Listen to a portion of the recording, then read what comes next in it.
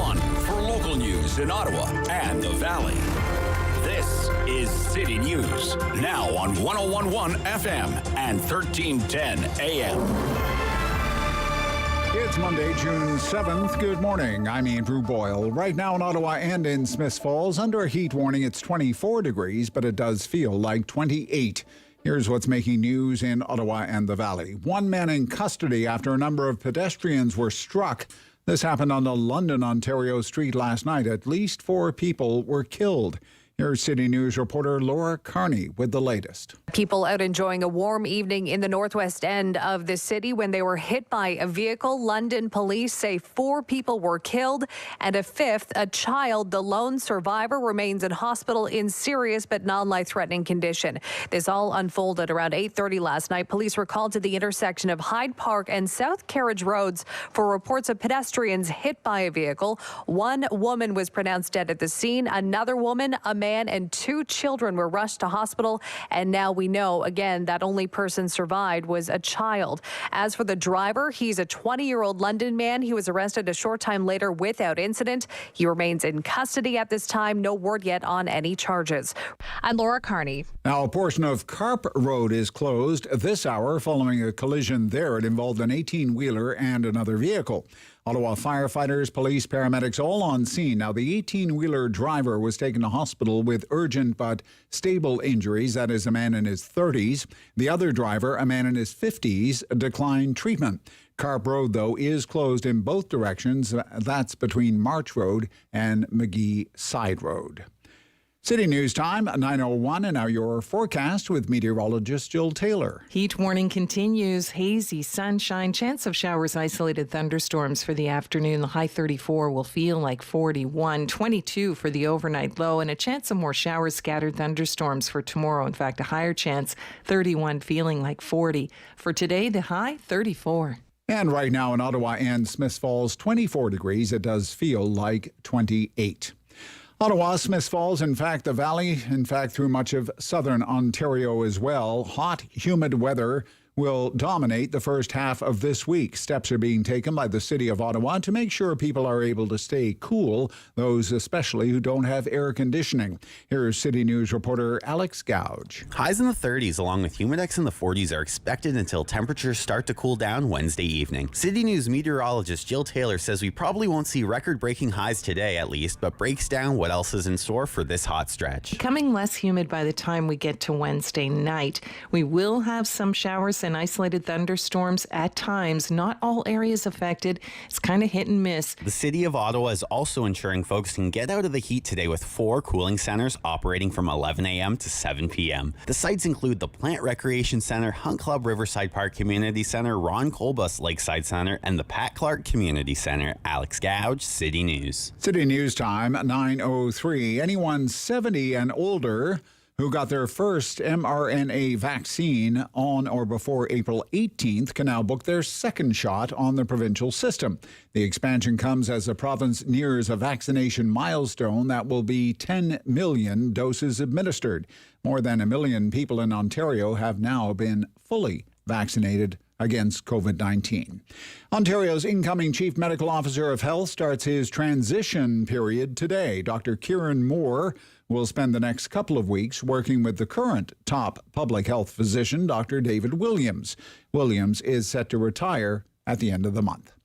I'm Andrew Boyle for News Anytime. Follow up online at ottawa.citynews.ca.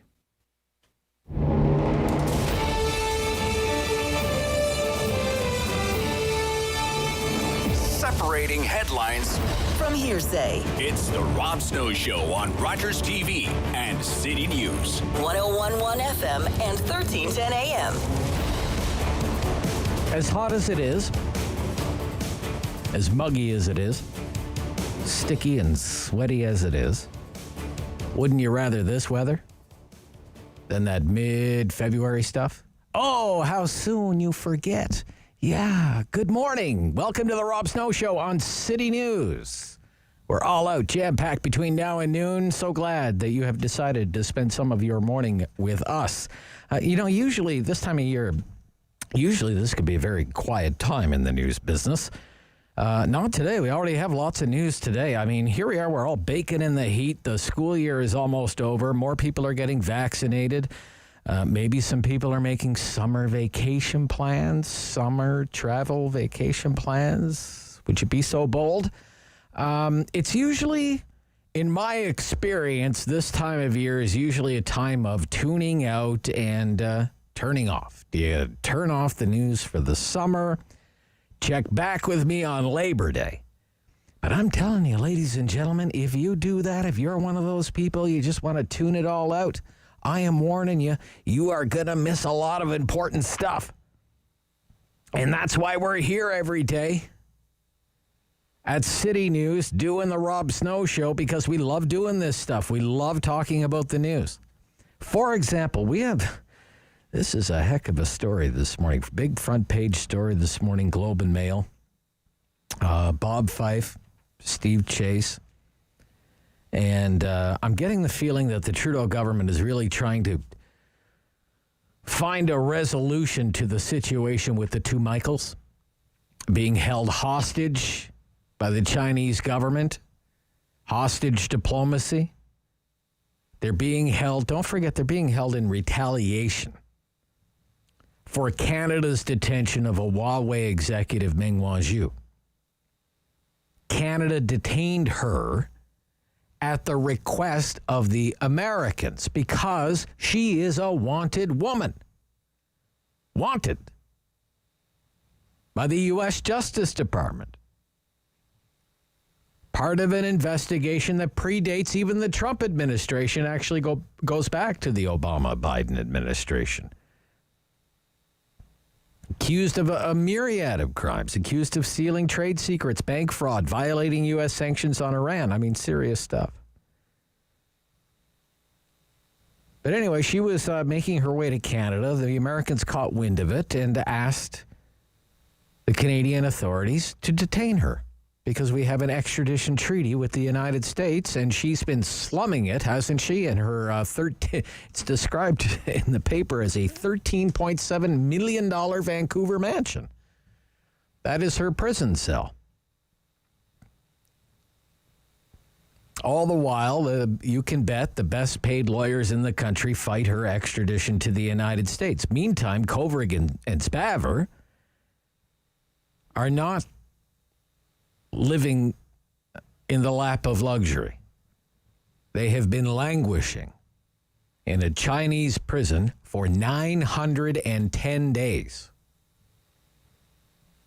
910 days. But we have this blockbuster of a front page story this morning from Fife and Chase reporting there have been serious and lengthy talks happening behind closed doors, the sort of negotiations we rarely hear about unless and until positive results are actually announced.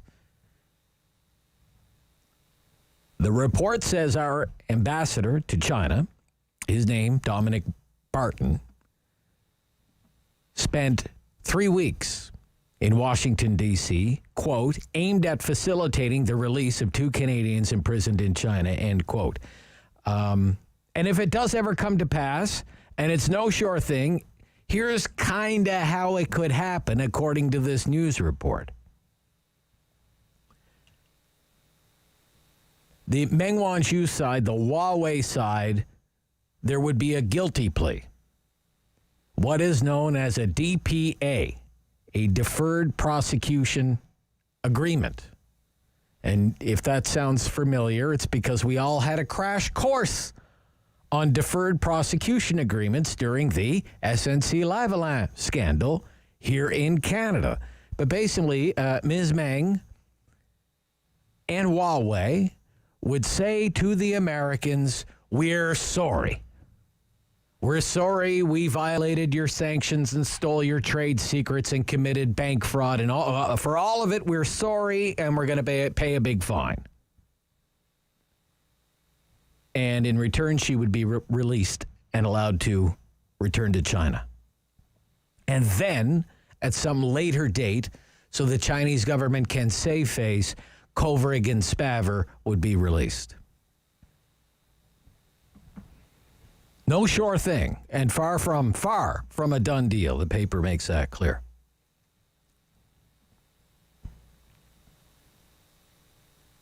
These sorts of negotiations happened as recently as early April, according to this news report. And it says it's not the first time they've happened, but the first time around they went nowhere. They stalled. But it appears as though, to me, my own reading of it is that there seems to be some momentum behind this. John Ivison recently had a column in the Post about this. She goes free. The company says, we did it, we're sorry, we won't do it again, we're going to pay a fine. And then the two Michaels come home. She goes back to China. It's a long way from reality, but 910 days. Can you even imagine for the two Michaels, 910 days in a Chinese prison? Maybe the end in sight. And politically speaking, everything is political. You have to think, isn't that one more issue, and a rather big one, that Mr. Trudeau would like to check off his election checklist? That Mr. Trudeau would like to have that resolved before an election call that is likely coming right after Labor Day? The two Michaels are coming home. Aaron O'Toole and Michael Chong can't beat me up over that anymore. So I wouldn't mind getting into that story with you today. It sounds like it would basically be a trade, a swap. She goes home, they come home. The two Michaels, what do you think?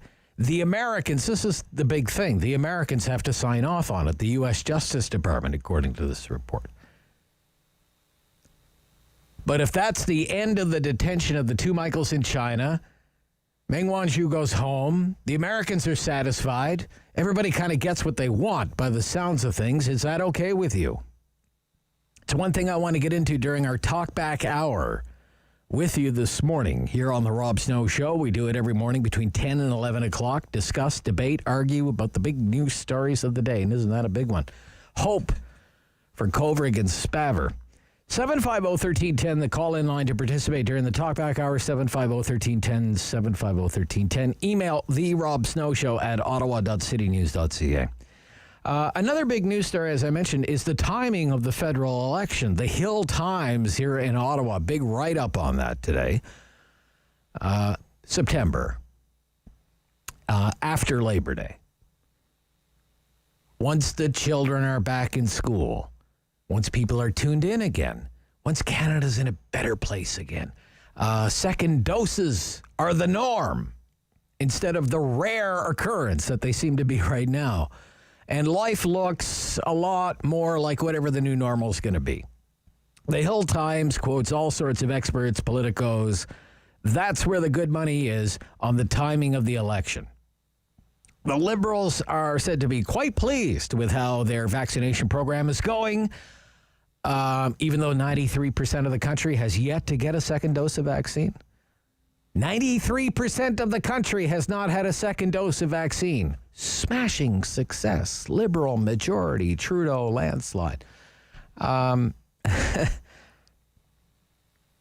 economy is come see, come saw. For some industries, hey, times have never been better. Others, teetering, barely getting by. On the edge. Unemployment stubbornly above 8% across the country. But nevertheless, the winning conditions are there for Justin Trudeau, ahead in the polls.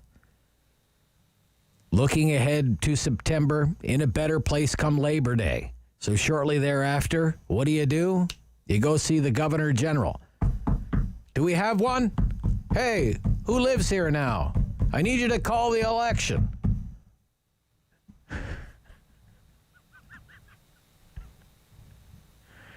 Let's get into it. Okay? I want to ask you, what is this election going to be about for you? Let's work from the assumption that the election is called, I don't know, whatever, April 14th or something, right smack dab in the middle of September 14th, September 15th, around there. What's the election going to be? What's the issue? Is it going to be a referendum on, say, Mr. Trudeau's pandemic performance? If so, Does that mean you vote for Mr. Trudeau? Or are you voting on an entirely different issue? Okay. Indigenous issues, very front and center right now for obvious reasons. Is that a winning issue for the Liberals? Why would it be? Climate change, always a big political topic, but especially during the summer months, more so than the winter months. We have all the traditional big Canadian issues. Healthcare. Look at all the vulnerabilities that have been exposed during the pandemic about Canada's cherished healthcare system. What about public education? What have we learned through this pandemic about the vulnerabilities of public education? You know, those two programs, they suck up most of the tax money. Healthcare, public education. The economy, jobs, inflation, the cost of living, housing affordability. Why does it cost $1 million for a house in the city? What about foreign affairs, like the Canada-China relationship? The front page story in the national newspaper this morning. What is that issue that's going to drive your vote this fall? Because it sounds as though we're going to be voting in the fall. Also on our program this morning, COVID coming right up. Of course, the situation here in Ottawa, safety of outdoor activities, mixing and matching vaccine doses, Delta variants. Dr. Doug Manuel from the University of Ottawa back on the show. The Pope, the church, residential schools. More on that story this morning with an expert on the file. The so-called social contract between the developer and the residents of Herring Gate. We'll get into that and how to fight climate change naturally. It's all ahead on the Rob Snow Show on City News.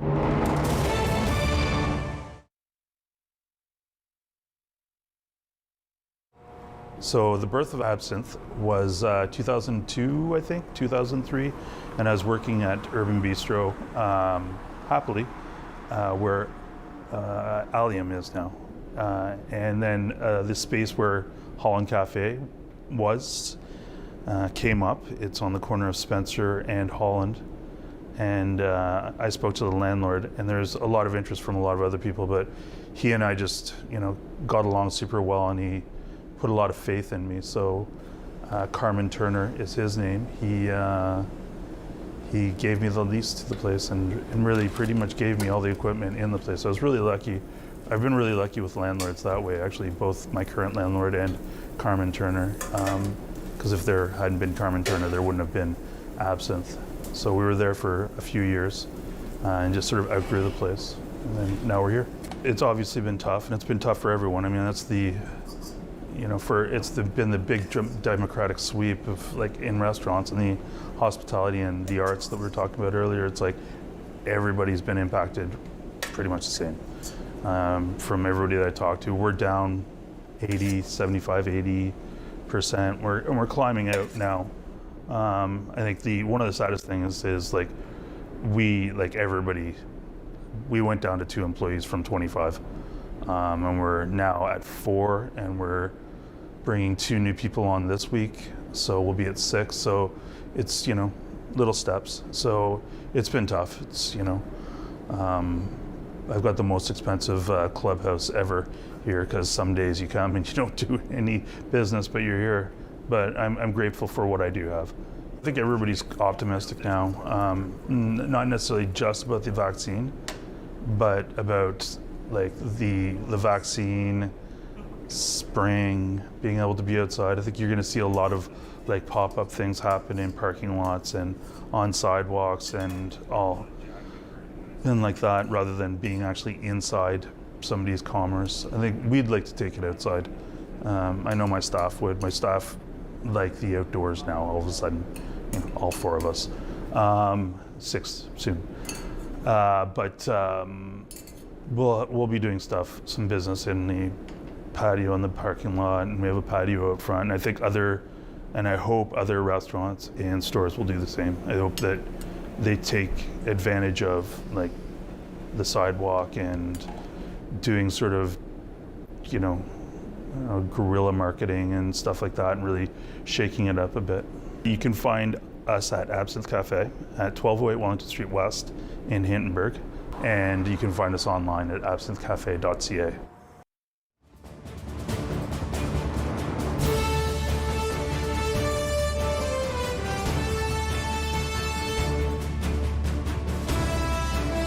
It's changing. So keep up with Rob. The Rob Snow Show returns on Rogers TV and City News, 101.1 FM and 1310 AM. Welcoming back to the Rob Snow Show here on City News, Dr. Doug Manuel, epidemiologist, senior scientist with the Ottawa Hospital. Good morning, Doctor. Welcome back. Good morning, Rob. Yeah, nice to hear from you. Hot enough for you? Very hot. Yes. Oh, it's a nice change from the winter. Yeah, very hot. I'm wondering, just based on what we learned last year during the summer months, what is known about, say, COVID spread when it's really hot outside? Is it a lot different than say the winter months? We're not all cooped up. A lot of people are outdoors. It must be. You would think it would be a safer time, generally speaking, Dr. Manuel. Worldwide, we see COVID go down during the summer months. So a combination of being outside, but UV as well. I don't know about heat, but COVID's actually pretty easy to kill.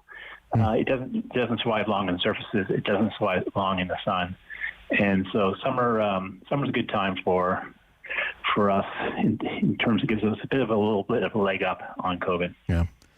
And do you think that's where we are right now? We have a leg up on this right now, would you say? Rob, we're in this challenging period. I think it's looking generally good, but definitely some areas of concern. It's a difficult one to communicate. I find when we're going down, but then we see a new variant come in, which is starting to go up. It's really hard to communicate to say it's down, but underneath that, and sort of that in the invisible numbers, there's signs of concern. So when we talked about this in January and February, I'd always get pretty much after each time I talk, I get an email from people saying like, "What, are you crazy? You don't know anything." And so I don't take that too harsh. Well, sometimes the words come in pretty harsh, but it's just hard to communicate. So I take that I got to figure out a better way to communicate this. Yeah. We should compare email inboxes someday. So maybe. I think the same people who email you are emailing me. So tell us about the Delta variant and why it is cause for concern. Yeah, let's walk through maybe areas where of greatest concern, and then we'll focus in on Ottawa. But UK, it's going up. They're in a new wave. And so overall, their total numbers are going up. The good news is they haven't seen hospitalizations go up yet. So I think that's largely because they have a lot of people vaccinated. But even with those large numbers of vaccinations, they're more open they are, and they're seeing cases go up. And worldwide, I'm concerned that we might be seeing in these Vietnam and India unfold in South America, Africa, Indonesia, other places, and we could still be heading for world records in terms of deaths. In Canada, Delta is going up in absolute numbers in British Columbia, as far as we can tell. Now, in Canada, everything I'm going to be saying is a bit foggy. We're still kind of getting eyes on things, so it's a bit provisional. But from what the reports that I've got, that it's going up in absolute numbers in British Columbia. So they're about the same level of vaccination we are, but a little bit more open. But is it resulting in serious illness that would require hospitalization, ICU admission, intubation, all of the worst things that we hear about COVID? It's no worse than B117.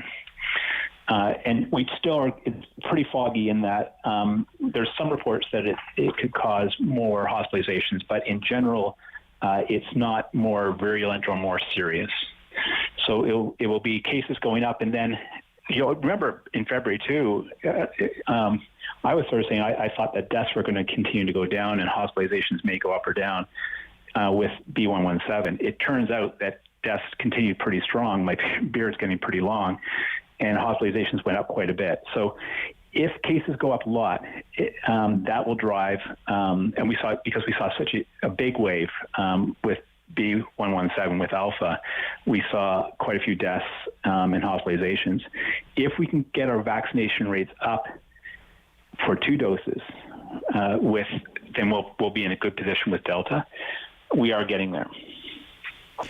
I was surprised because there's no doubt that, because of the lockdown measures, the case counts have come down, and with vaccinations, the case counts have come down considerably from where we were, even just a few months ago. But there's still the number of people hospitalized, and the vast majority of people who are hospitalized are in ICU, is north of 500 across the province. Are hospitalized, and north of 500 are in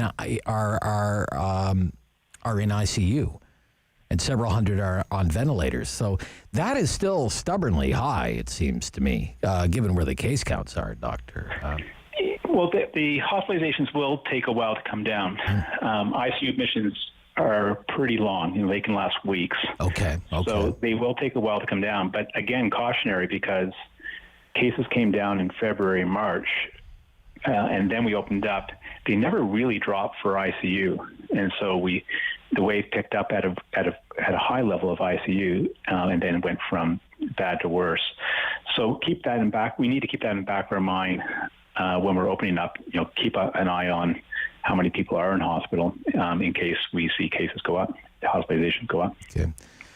So your advice when it comes to reopening, the Premier's under a lot of pressure to move things along with some haste here. What would be your advice at this point in time? Well, in Ontario, the areas that I'm concerned about are Peel, and I'm actually concerned about some other areas like Ottawa. And because, if we stopped vaccinating today and we opened up, we would see cases go up. So even with the level of vaccination that we've got, we are relying on vaccination to get us out of this one. And so, so for Peel or Delta's going up everywhere in terms of proportions in Ontario, but the total cases are still flat or going down. Here in Ottawa, what the one number I would like to be able to calculate is our RT for the Delta variant in Ottawa. My estimate of it would be it's above 1. So in Ontario, our overall RT is about 0.7 or so really fantastic. In Ottawa, we're about 0.9. We're not doing as well as other places in Ontario.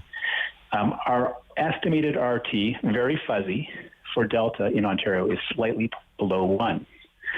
But in Ottawa, above 1. Well, I would estimate. You would estimate, yeah. Yeah, okay. Because we're about 0.2 or so higher than the rest of Ontario for our overall RT. I would expect that it's going to be above 1 for Delta. So if we opened up today, our Delta cases would increase.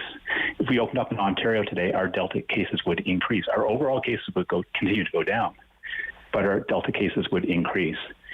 So we're in that kind of tricky part to communicate. I'm going to get emails, and also kind of a cautionary. It's a yellow flag, I think, right now. We should be going around the track pretty slow. We are.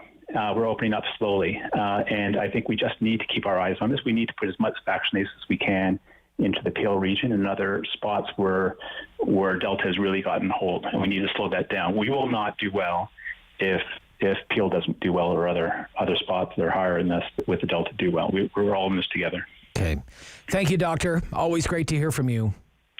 My pleasure. Yeah, Dr. Doug Manuel, epidemiologist and senior scientist with the Ottawa Hospital.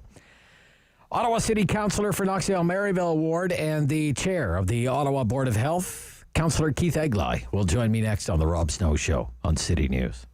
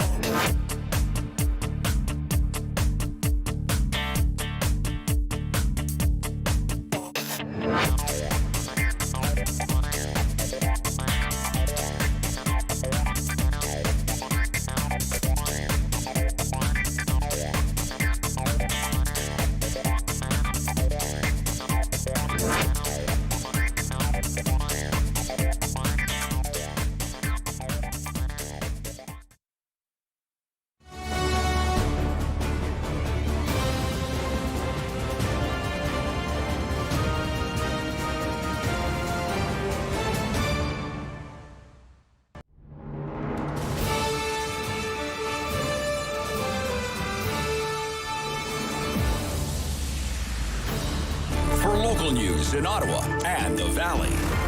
This is City News, now on 101.1 FM and 1310 AM. It's Monday, June 7th. Good morning. I'm Andrew Boyle. Right now in Ottawa, 26, feeling like 30, and Smiths Falls, 25. Feeling like 30. Here's what's making news this hour. A portion of Carp Road closed this morning after a transport truck and another vehicle collided. Now, the driver of the rig, a man in his 30s, taken to hospital with urgent injuries, but he was considered in stable condition. The other driver, a man in his 50s, declined paramedic treatment on scene. 4 people died after a number of pedestrians struck by a car last night. This happened in London, Ontario. A woman pronounced dead at the scene, 2 adults and a teen dying in hospital, and a child remains in serious but not life-threatening condition. A 20-year-old man from London was arrested shortly after. As of this morning, those age 70 or older can book their second COVID-19 vaccine as long as they had their first shot on or before April 18th. It's expected 2.4 million more doses of vaccine are going to arrive in Canada this week. City News Time, 9:33. I'm Andrew Boyle. For News Anytime, follow up online at ottawa.citynews.ca. Firm. Fair. Fun. The Rob Snow Show returns On Rogers TV and City News, 101.1 FM. and 1310 AM. You just heard it in our newscast. 70 and older. If you received a first dose of an mRNA vaccine on or before April 18th, you can now book a second dose on the province's website or through the provincial phone line. 10 million doses administered, but what's the story locally? Well, we're joined once more this morning by Councillor Keith Egli, Knoxdale-Merivale Ward Councillor and the Chair of the Ottawa Board of Health. Good morning, Councillor. Morning, Rob. It's becoming a bit of a habit, our early morning discussion. I enjoy it. I really do. When you make the time for us, it's a great privilege for our listeners to hear from you. How would you describe right now the state of the vaccination program in Ottawa? How's it going right now, Councillor? Well, I mean, there's like all issues, there's the good and the bad. The good is that people in Ottawa are eager to get vaccinated. As soon as we get doses in, they go out the door. Appointments are made. So that's a good news story. We don't have vaccine hesitancy to any great degree in the city. We have people ready, willing, and able and eager to get the vaccine. The challenge is on the supply side and has been since the beginning. Getting all those people who are eager to get the vaccine, making sure that there's vaccine to give them. And of course, that's an issue that we have to work out with the province. And we continue to discuss with them and urge them to provide us with as much as they possibly can, making them aware that we have this great track record of as soon as the vaccines come in, they go out. Okay. So, remind us then how the vaccines are distributed among the municipalities by the provinces. So, how is that determination made? So the province, of course, gets their allocations from the federal government, and then they share them out amongst the various cities and towns and public health units within the province. They've used different approaches at different times. They've focused on hotspots at some junctures where they've been trying to keep the virus from spreading, so they want to get as many people vaccinated as possible. They've used a per capita model at other times, so that just sort of based on the population of your city or town, you would get so many vaccines. And then the other piece, of course, is the vaccines that come into the city don't all go through the city or through public health. Some go directly to pharmacies and to primary caregivers. So in addition to what the city is getting for its own clinics, thousands of vaccines come in through that channel as well and are distributed directly from the province to the pharmacies. Okay. So when you advocate for more supply for Ottawa, what is your pitch? What do you base it on? Well, our pitch is a couple of things. Okay. First of all, we're the second largest city in the province, and we have issues that are unique to many other areas in the province, in that we share the border with Gatineau, and in some ways we're one big city, and there's interprovincial traffic that occurs, different approaches on the Quebec side than on the Ontario side to lockdowns and that sort of thing. So that's one of the things that we speak about. We also speak about, as I say, our track record of little vaccine hesitancy in our community. People want to be vaccinated. So there's a need and also a willingness. And, we can always use more. We can always use more, and we've made that case repeatedly to the province. If you give it to us, we'll make sure that it gets into people's arms very quickly. Okay. Would you say, in your opinion, Councillor, that the vaccination program is pretty much where you thought it would be, ahead of where you thought it would be by early June, slightly behind? What is your sense of it right now? That's a really hard question, because the target kept on shifting in terms of what the province and the federal government were saying as to where we should be. I think we're making very good progress. We have hundreds of thousands of doses in people's arms. We're into getting second doses into many people's arms. So I think we're doing well. Could we have done better? Yeah, we can always do better. Nobody wants another summer where we're facing restrictions as to how we can get together, where we can travel, and what we can do. But I think that we're doing well. But there's always room for improvement, and that's where the ask, as I say, to the other levels of government, to provide more vaccine, because we know we can get them out. As I've said before on your show, Rob, the city has the capacity to vaccinate 300,000 or so people every month. We're not there yet in terms of the dosage that we're getting into the city, and so we have a ways to go in that regard, and we could fill that gap with appointments if we had the supplies. Okay. I'm looking at the newspaper this morning, print copy of the Ottawa Citizen, soaking up the heat with this incredible picture of Mooney's Bay. It's hot, no doubt about it. We have this mini heat wave for a few days here, and cooling centers were not open, right? So they're going to be open today. A few of them will be open today, but as the chair of the Board of Health, you see this crowd at Mooney's Bay, quote, few masks to be seen. What do you think about that, Councillor? Well, to be honest, it makes me a little queasy in the stomach anytime we have a mass gathering of any sort. And I understand why people want to be by the water, want to get the breezes, want to cool off. I understand that, but again, we're not there yet, right? We still have to practice our physical distancing, wearing masks when we can't. So, it's always concerning when you see something like that. As I say, we're getting there, but we're not there yet. Okay. So the cooling centres will be open. But it seems so, Councillor, we are here. I mean, it almost is like, I look at a picture like this and I almost, it's like many people in the city have just kind of said, whatever, I'm going to the beach. Don't even try to stop me. No, that's fair comment. People, I mean, we're going into our second summer here, Rob. Yeah. And people are frustrated and they're tired, and it's ridiculously hot the last couple of days. But in our role at public health, we have to, keep telling people we're not there yet, though we still have to be careful. And so the cooling centers will be open today.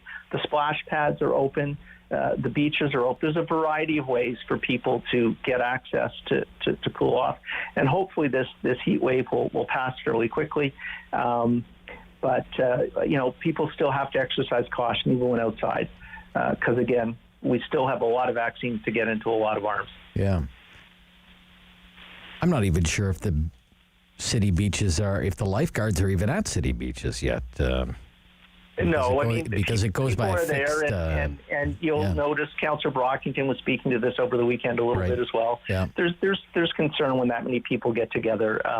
But again, understandably in this heat, I know why people want to be at the water and they want to get those cooling breezes. So when it comes to the emergency cooling centers, why are they only opening today? Why wouldn't they be open yesterday? That's a good question. And it's, I know that some of my colleagues have raised that through social media. Councillor Brockington, for example, raised the issue. I know he's demanding an answer, and I suspect we'll be hearing something very shortly on why that was the case. Okay. When it comes to the frustration that has been expressed by people over the age of 80 who have had some significant difficulties in booking second appointments, it was hard enough for many of them to book first appointments. And incredibly frustrating to try and get a second appointment. What's your understanding there, Councillor? Has much of that been resolved by now? A number of things are happening. New appointments opened up, but right now it started a couple of days ago. There's an active campaign through the city and OPH where we're proactively reaching out to all those individuals in that category to find out whether they've been able to book their second dose. If they haven't been able to book their second dose, how can we help them book their second dose? So it's an active phone campaign that's going on right now, where all of those individuals will be contacted and will be assisted in getting their second doses. Okay. I know the mayor is going to be on our program tomorrow, and I'll ask him about this, but you feel free to scoop Mayor Watson. That's okay. He'll forgive you. Okay. He's calling on the province to announce the start date for the step one of the reopening plan, and I'd like to know, as the chair of the Board of Health and a local councillor, what you think about that. So I mean, I'm not gonna weigh in, Rob, at this point about whether it should be tomorrow or a week from tomorrow. And I'm getting a briefing today as to where we are in terms of the rollout and the current COVID situation, as I do every Monday. I haven't had that yet, okay. But I do agree with the mayor that if businesses are to be prepared to offer people meals, for example, in restaurants, or to open up their doors for some of the retail establishments, they need notice. They need to know it's starting on a particular day, so they can order in that food, they can order in that alcohol, they can order in those supplies to stock their shelves, so they can sell whatever it is, shoes or clothes or whatever it is, sure. To customers that have been out of their stores for so long. So I agree with the mayor that there should be some certainty there, so the businesses can plan. Announcing on a Tuesday that they're going to be open on the Wednesday doesn't do a lot if you haven't had a chance to order your meat and your vegetables and your beer and your spirits for people to come to your patios and buy your meals. So I think, people need to know so they can plan properly. They can get their staff organized. Some are going to be calling staff back that have been on temporary leaves, that sort of thing. So as much notice as possible to people that they're going to be opening up. I think that's important. Okay. Councillor Egli, always good. again to have you on the air with us, sir. Thank you again. Thanks very much, Rob. Bye-bye. Bye-bye. The chair of the Ottawa Board of Health, City Councillor Keith Egli. The Pope, the Catholic Church, apologies, and residential schools. When we come back on the Rob Snow Show on City News.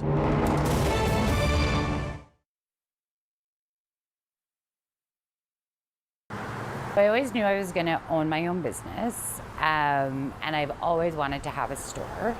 And I sort of figured when the right concept came together at the right time, I would move forward with that plan. And so through doing some environmental initiatives in the restaurant group that I was with prior to opening this store, it just triggered my path towards being more environmentally conscientious and wanting to make more of a difference, and hopefully encouraging, inspiring other people to want to do the same, at which point the idea for All Eco was born. I have some really fun products. I have a really wide spectrum of products. So the things we look for in terms of qualifying products are sustainably made, upcycled, recycled, zero waste, all natural, no harmful chemicals to like the environment or to our bodies. We have like fun stuff, so like really clean burning candles, lots of really natural body care and skin care. I put a real emphasis on Canadian products. I really try to support up and comers, and I always source Canada first. The refill bar is really important to me. It's really huge. I think that's been exciting as well, because I thought it was going to be a real process in convincing people that this is a better way to go. And actually it was just like right away there was a built-in affinity towards doing refill, which has been great. We closed, I think, probably we were closed down by before the second week of March. Just didn't feel we could comfortably or confidently stay open, even though I do sell essential products, like in terms of the cleaning. But we just didn't feel we could make a safe space for ourselves or our customers at that time, and especially with the information we had at the time. So we did close our doors, at which point I did not have a website, because that was I hadn't even scheduled myself to have a website at that point. So that was sort of like full speed moving towards that and trying to drive the business at the same time, still get myself on the map because I was so new. So during that time, as we were building the website, we were still doing a lot of video shopping and private shopping, online shopping, like online phone, text. Any way I could do business, I was doing it.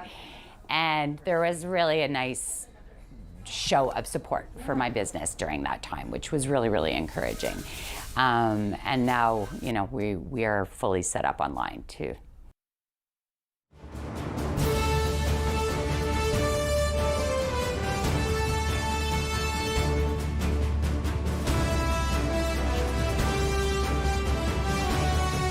Community opinion. The Rob Snow Show returns On Rogers TV and City News. 101.1 FM and 1310 AM. Pope Francis yesterday expressed pain over the discovery of the remains of 215 Indigenous students at a residential school. But he didn't offer an apology that has been sought by so many. So let's once again revisit this story with the help of Emma Anderson, professor in the Department of Classics and Religious Studies at the University of Ottawa. Good morning, Professor. Yes, hi, Rob. Yeah, it's very nice to hear from you. I thank you so much for taking the time. So here's some of the language from Pope Francis yesterday. I am following with pain the news that arise from Canada about the upsetting discovery of the remains of 215 children. I join with the Canadian bishops and the entire Catholic Church in Canada in expressing my closeness to the Canadian people traumatized by the shocking news. This sad discovery adds to the awareness of the sorrows and sufferings of the past. What do you think of that language from the Pope? Well, it's pretty generic, isn't it? What you mentioned in your intro, there's no apology there, and of course this has been the case, really going all the way back to the TRC and even beforehand. We've had Justin Trudeau, our Prime Minister, call on the Vatican repeatedly, starting in 2017, that he would like to have Pope Francis weigh in on this and offer an apology. That hasn't happened. He's renewed his calls, just this week, and so far nothing. So the question is why, and I think this gets us really into the history of a lot of Catholic foot dragging on similar embarrassing and sad issues in its past, like the child sexual abuse scandal. They seem to just be embarrassed at being on the wrong side of history with this one. Okay. There also could be concerns about financial and legal liability. Well, yes, you said vague or generic. I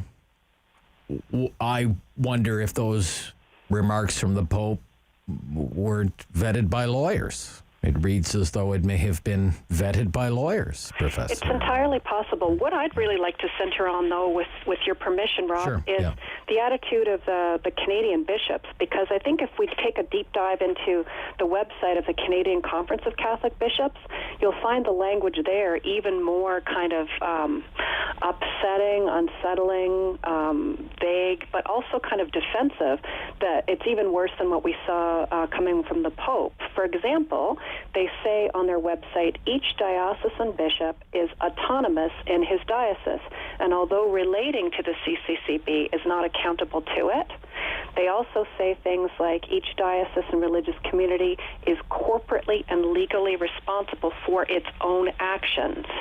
And so it kind of absolves Rome from any blame, then it would seem. Well, yeah, it's a curious tactic that I've noticed quite a lot of people speaking for the Catholic Church have taken. Not everyone, but certainly the Archbishop of Toronto, Thomas Collins, in the National Post, we have Father Raymond de Souza making this kind of argument that there is no real Canadian Catholic Church. What we really have is an amalgamation of different dioceses, of different religious orders, and so the most that Canadians can expect are kind of these little mini apologies coming regionally or coming from different heads of different religious organizations. Okay. I find this a kind of a curious kind of thing for the Catholic Church to try to do, because of course, Roman Catholicism is the most hierarchical form of Christianity on the planet, right? It's famous for having its one pontiff, its one sovereign, its one sort of prince. The Vatican said, right? When there's news about the Catholic Church, it's always the Vatican said, or the Pope said. Exactly. On behalf of, 2 billion worshipers or whatever the case might be. But, it's interesting that you bring this up. Cardinal, because this ties in nicely with what you're saying. Cardinal Thomas Collins, this is in the paper today, the Roman Catholic Archdiocese of Toronto, said, "I'm sorry. I think we as Christians," this is in an interview with the Toronto television station CP24, "I think we as Christians need to be particularly regretful and sorry that we took part in that particular system. It was a governmental program that essentially took little children away from their families. I don't know what the religious groups or the Catholic groups were thinking. They probably wanted to advance their mission, but to participate in anything that took kids away from their families, all we stand for our families. I'm just so sorry that it happened." So what do you think about that? What does that add to the discussion, do you think, Professor? I think it's better than other things I've heard Archbishop Collins say over the last week, because at least that's an explicit apology. And if what this group, the Canadian Conference of Catholic Bishops, is telling us is that all we can really hope for is these sort of regional apologies, then it's good that we're getting them. Certainly, Michael Miller, the Archbishop of Vancouver, has said sort of similar things, and it's good to hear people robustly embracing the guilt, the shame, and the culpability that comes from their participation in this residential school horror. I think there's kind of two layers that we need to think about when we think about residential schools. First is the entire idea was an abomination, right? It's not something we would no any longer consider a reasonable or a good idea in the 21st century to impose on other people how they should be living, what they should be believing, how they should be raising their children. And yet that's what happened in our country. Really, since the 17th century, we've had residential schools. It's a little-known fact that they were also very prominent in the first iteration of Canada, La Nouvelle France, of course, all the way up until 1996. So I'm glad that he's starting to use that language. I found other earlier interviews that particular archbishop had given to have quite a sort of patronizing and almost sort of grudging tone. And he's not alone in that. A lot of other Catholic Church representatives like Father Raymond de Souza are saying things like, well, we've already apologized, or different religious orders within the Roman Catholic Church in Canada have already said this decades ago, which I don't think is really appropriate. I mean, if you were the one in concert with the government of Canada and backed up by the RCMP were complicit in a system which was deeply problematic, even evil, then I don't think you should necessarily put a limit on how many times you should say that this was the wrong thing to do or say that you're sorry. A few quick questions for you.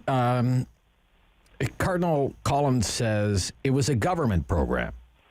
It was a government program. And I'd like to have your insight on this. Was it the church? And it wasn't just the Catholic Church. All sorts of branches of Christianity in Canada ran residential schools. Am I right? Yeah, right? You're definitely right. I know it's the Catholic Church is in the crosshairs, but it was hardly alone in running residential schools. But were they running them on behalf of the government? Is that? Yes.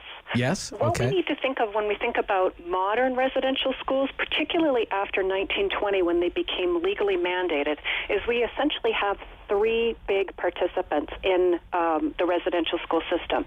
The first is the federal government. The second are the sort of the people who ran them on the ground, the Anglican Church, the Presbyterian Church, the United Church, who ran together about 30% of the residential schools, and then the Roman Catholic Church, which ran the last 70%. So the majority, right? The Anglicans, the Presbyterians, the United Church have all apologized long ago. Okay. As have certain subsections of the Catholic Church, like the Oblates, Ken Thorson, who is their leader now. But the Roman Catholic Church itself hasn't formally apologized to this date. And given that they ran 70% of these institutions, one would hope that they would do so soon. Okay. I thank you for your time again this morning, Professor. Hope to have you back. Thanks, Rob. Yeah. Emma Anderson from the University of Ottawa. The Talkback Hour is coming up next. We have much to discuss at 750-1310 on The Rob Snow Show on City News.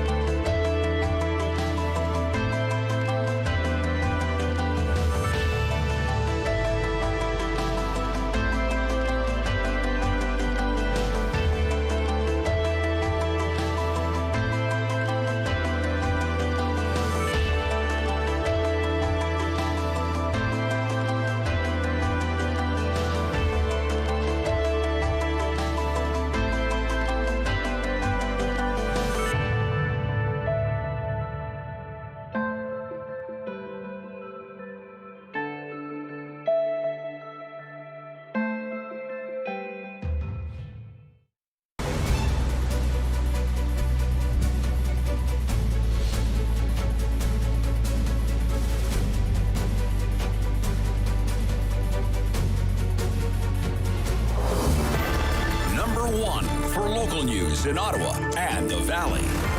This is City News, now on 101.1 FM and 1310 AM. It's Monday, June 7th. Good morning. I'm Andrew Boyle. Right now in Ottawa, it's 26 degrees. It does feel like 30 in Smiths Falls right now, 25. Also feeling like 30. Here's what's making news in Ottawa and the Valley. Breaking news out of London, Ontario. 4 people dead, a child in hospital after they were all struck by a vehicle that happened in the city's northwest end last night. Now, City News reporter Laura Carney joins us with the latest on the investigation. People out enjoying a warm evening in the Hyde Park and South Carriage Roads area when they were hit by a vehicle. London police say 4 people were killed and a 5th, a child, the lone survivor, remains in hospital in serious but non-life-threatening condition. This all unfolded around 8:30 last night. 1 woman was pronounced dead at the scene. Another woman, a man, and 2 children were rushed to hospital. And now we know the only person that survived was a child. Police wouldn't comment on the relationship between the 5. As for the driver, he's a 20-year-old London man. Right now, we can't speak to anything in relation to the arrest itself or any potential charges. That will be forthcoming as soon as we're able to provide it. He remains in custody. I'm Laura Carney. City News time, 10:02. A portion of Carp Road was closed this morning following a collision. It involved an 18-wheeler and another vehicle. Now, Ottawa firefighters, police and paramedic all responded to the scene. The 18-wheeler driver, a man in his 30s, taken to hospital with urgent injuries, but was in stable condition. The other driver, a man in his 50s, declined paramedic treatment. Carp Road had to be closed in both directions between March and McGee Side Road. Now your forecast. Here's meteorologist Jill Taylor. Heat warning continues. Hazy sunshine, chance of showers, isolated thunderstorms for the afternoon. The high 34 will feel like 41, 22 for the overnight low, and a chance of more showers, scattered thunderstorms for tomorrow. In fact, a higher chance, 31 feeling like 40. For today, the high 34. And right now, 25 degrees in Smiths Falls, 26 in Ottawa, both places feeling a little bit warmer with this humidity. Now, there are a number of ways to cool off in Ottawa. The heat warning in effect likely today, tomorrow, and Wednesday. Ottawa City Councillor Keith Egli, who's also the chair of Ottawa's Board of Health, says there are 4 cooling centres in the city, and there are also spots at the water to enjoy. But some of those spots have crowds that leave him feeling a bit uneasy. Well, to be honest, it makes me a little queasy in the stomach anytime we have a mass gathering of any sort. Yeah. And I understand why people want to be by the water, want to get the breezes, want to cool off. I understand that, but again, we're not there yet.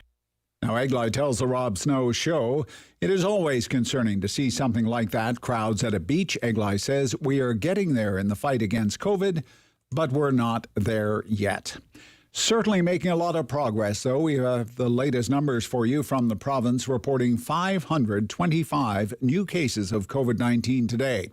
Now, 17 of them are in Ottawa, but in the Renfrew County, Leeds, Grenville, Lanark, and Eastern Ontario health units, all reporting no new cases. I'm Andrew Boyle for News Anytime. Follow up online at ottawa.citynews.ca. Talk back. Hello. On the Rob Snow Show. The phone lines are open at 613-750-1310. Now, the Rob Snow Show continues. Everything continues until it doesn't. Major story in the Globe and Mail this morning that demands your attention and your reaction. It's about the 2 Michaels, Kovrig and Spaver, held hostage in China more than 900 days. Would you be willing? Ladies and gentlemen, call me right now. I want to know where you stand on this, because to me this is, it's far from a done deal. But if this sort of thing has the momentum behind it, it could be a major turning point in this long-suffering file. Would you be willing, if the Americans signed off, would you be willing to swap the Huawei executive for the 2 Michaels? Some have been calling for this kind of trade, this kind of swap, even without the blessing of the Americans. China hawks, Canada-China experts have said probably shouldn't engage in that, because what you're doing is you're giving credence to hostage diplomacy, Chinese style. But to me, if it has the blessings of the Americans, if it has the blessing of the Americans, that's always been the ideal solution, since it was the Americans that asked Canada to detain Meng Wanzhou in the first place, the Huawei executive.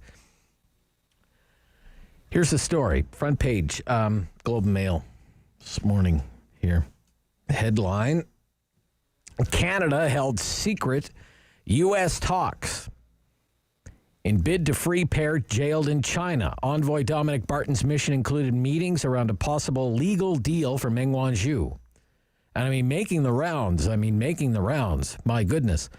Barton met with officials from the White House National Security Council, Department of Justice, Department of State, Department of Defense, Department of Treasury, Department of Commerce, held talks with the Chinese ambassador to Washington, according to three sources. Three sources the Globe is not identifying because they were not authorized to discuss Mr. Barton's mission to Washington. Okay? And then at the bottom, every day in the Globe and Mail newspaper, it always has tgam.ca/jailed Canadians, 910 days. The Michael Kovrig and Michael Spavor have been jailed in China. 910 days. 910 days. Journalists Bob Fife and Steve Chase report this morning that there have been these important talks happening behind closed doors about our Canadian hostages. That Dominic Barton spent 3 weeks in Washington, D.C. trying to get a deal to free Kovrig and Spavor.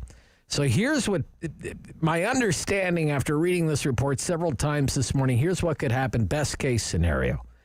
Deferred prosecution agreement. DPA. And as I said about an hour ago, we all had the crash course in how a DPA works when we reported on the SNC-Lavalin affair. They've been used in the United States for years, fairly novel in Canada. Deferred prosecution agreement. Basically, a guilty plea that would see Meng Wanzhou or Huawei or both say to the Americans, we did it. We plead guilty. We're sorry. We won't do it again. We're going to pay a fine. We're going to promise to make all of these improvements to the way we do business. And then she would be released, allowed to return to China, and then at some point, Kovrig and Spavor would be released. Okay.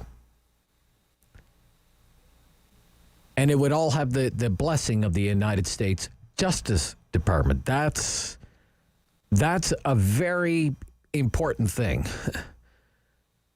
because we detained her at the behest of the Americans. That's what started this whole thing. How would you feel about that? It's a long way from reality. These are just being reported on today. Negotiations that happened in early April lasted for 3 weeks. No done deal. But 910 days, can you even imagine 910 days in a Chinese prison? Basically a trade. Joe Biden signs off on it. A trade, she goes home, back to China, and they come home, back to Canada. And the Americans aren't mad at us. 750-1310, 750-1310, 613 750-1310. That's one of the issues that I want to get in with you right now here on the Rob Snow Show. Talk back hour. Let's get it going here. Paul in Canada. Good morning, Paul. Yeah, good morning, Rob. Yeah, hi, Paul. Yeah, I'm glad you're talking about this subject. I've also followed it in the Globe, and particularly Bob Fife with some fantastic reporting on general intergovernmental relations there with China. But I think my view on it is this taking of citizens, specifically Canadian citizens, has happened before. It's happening now, and it will happen again. And it's whenever we do something that China doesn't like. And it happened probably about 10 or 15 years ago with a husband and wife in a bookstore in China. And they held them. It was almost a carbon copy of what we're going through now, where it was an extradition treaty on a Chinese guy Chinese national who had some Boeing documents that he shouldn't have. And the U.S. wanted him extradited. So I think it's happening now. It'll happen again, and I think we need to band together with our allies. Like, I think what's happening, if this report's true, is good. Okay. We need to, ally ourselves with some stronger. We're not big enough, right? Sure. We got to get together with the U.S. and Britain and come up with some kind of strategy, and because we can't allow this to happen, this hostage stuff. Right. Now, we see. I think the important thing to keep in mind with this particular story is, look, a lot of people have been pushing already for this idea of kind of a hostage swap, okay, a trade. Yeah. Whether the Americans like it or not, just kind of leave them out, which doesn't sit well with a number of people because we have a treaty with them that we signed in good faith, and the Americans are our friends, and it's arguable if this Chinese regime is our friend, right? It doesn't act like a friend at all. So if it has, say, the sign-off or the blessing of the U.S. Justice Department, they asked us to detain her in the first place. If they say let her go, isn't that good enough? Wouldn't that be good enough? Be good enough for me, anyway. Oh, I completely agree. Yeah, but we can't just say to China, "You grabbed our citizens." I mean, it's a terrible situation. I think it's very difficult. Canada has a long history of not being able to get our citizens out of spots. I remember there was a case way back in Saudi Arabia. This is probably 20 or 25 years ago, and the Brits really had to pitch in for us.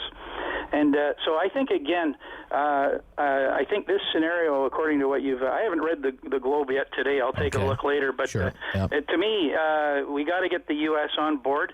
It's exactly what happened with the previous example I mentioned with the husband and wife Canadians who were grabbed in China and held hostage.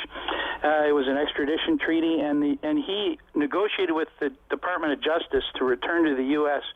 and face charges, and it was only then that they were released. So it's happened before. It's happening now. It'll happen again. Let's get together. And there's calls from Australia. The problems that we're running into are the same in Britain, and not just on this, but a lot of different issues like research, intellectual property issues, all relating to China. And it's the same problem in all these other countries. We got to get our act together on our side. And if they try doing stuff like this, we need a good response, and support. All right. Thank you. Yeah. Thank you. Yep. Very good call. To start us off, 10:13 Talkback Hour. Rob Snow Show, talking about the two Michaels, Kovrig, Spaver, and negotiations that have been happening in secret, according to the newspaper this morning, in secret for weeks in April. Like maybe, fingers crossed, may lead someday to the release of the two Michaels. Steve in Lanark, what do you think, Steve? How you doing, Rob? I'm okay, Steve. Thank you. A little sabbatical, eh? Got away for a few days? Yeah, just dealing with some family stuff on the home front there. Yeah. Mr. Snow, where is it snowing in the world right now? We got 30 degrees here, 35 plus. Where is it snowing in the world today? Not in the Ottawa Valley anywhere, Steve. No, not yet, eh? Yeah, so it's coming soon enough. It'll be on top of us before we know it. Yeah. That's the thing with the Huawei deal out there. Yes. Do you not think that the Chinese, they sat down and they figured this out? We're going to get back at Canada, so we're going to come up with a disease called the COVID-19. We're going to ship it over there. And it all started with a bat, right? Yeah, I don't think so, Steve. Kind of crazy. Let's stay focused here, folks. Let's talk about Huawei, Meng Wanzhou, the principals here, Michael Kovrig, Michael Spaver, the U.S. Justice Department. There are some key players here. Let's not go running off into 50 different directions. It's complicated enough sometimes. Mary in Alexandria. Go ahead, Mary. Yes, hi, how are you? I'm good, Mary. Thank you. Okay. Yeah. Look, I would never do that. It's horrible that those two guys are there. Yeah. I'd have some kind of, I would have done this way before now, maybe, as soon as these guys got taken hostage, you start a special ops something, and you go get them. Try and bust them out. You're saying we should try and busted them out, or what? Yeah. Oh, really? Get them out. Get them out. Oh, really? Okay. Save our people. Okay. Yeah. Because. And the Americans are our friends. So we're not going to, and the Chinese are definitely not our friends. I don't want to go off in 10,000 directions, but look at what they just did to the world, okay? So they're not the world's friend, and they're not our friend. And they're using their thug methods to try to get their way, and that should never be permitted. So I'm sorry, all this we should go get in, we should have a swap. Oh, give me a break. Okay. They're not our friends. They're not our friends. No. Okay. Bye-bye. Get them out. Gotta save our people. Save them. Yep. Okay. Thank you, Mary. Thank you. You're welcome. Okay. Bye. Yep. Let's take a break here. 10:16. This is the Rob Snow Show Talkback Hour at 750-1310, 750-1310. I have a line for you and other topics to get into, but I want to hear from you on this one. It's been a while since we've talked about this one. It has been suggested in the past by even prominent Canadians that the government engage in something like this, only just ignore whatever the United States of America wants. That's the big twist here, is trying to get the Americans on side in some kind of prisoner swap that would see Meng Wanzhou go back to China and the two Michaels come home to Canada. Your thoughts, please. 750-1310, Rob Snow Show on City News.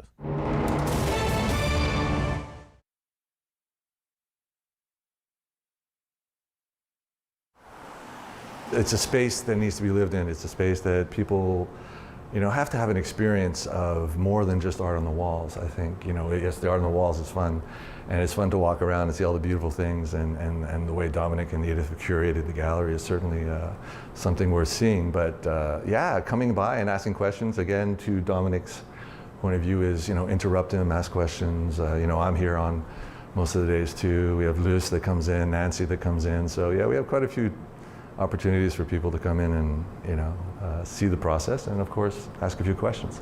It's a great space. Basically, the one event that we did do, is the jazz shows, the jazz and blues shows. And I think the weird thing to let you know is that the acoustics in here are really amazing.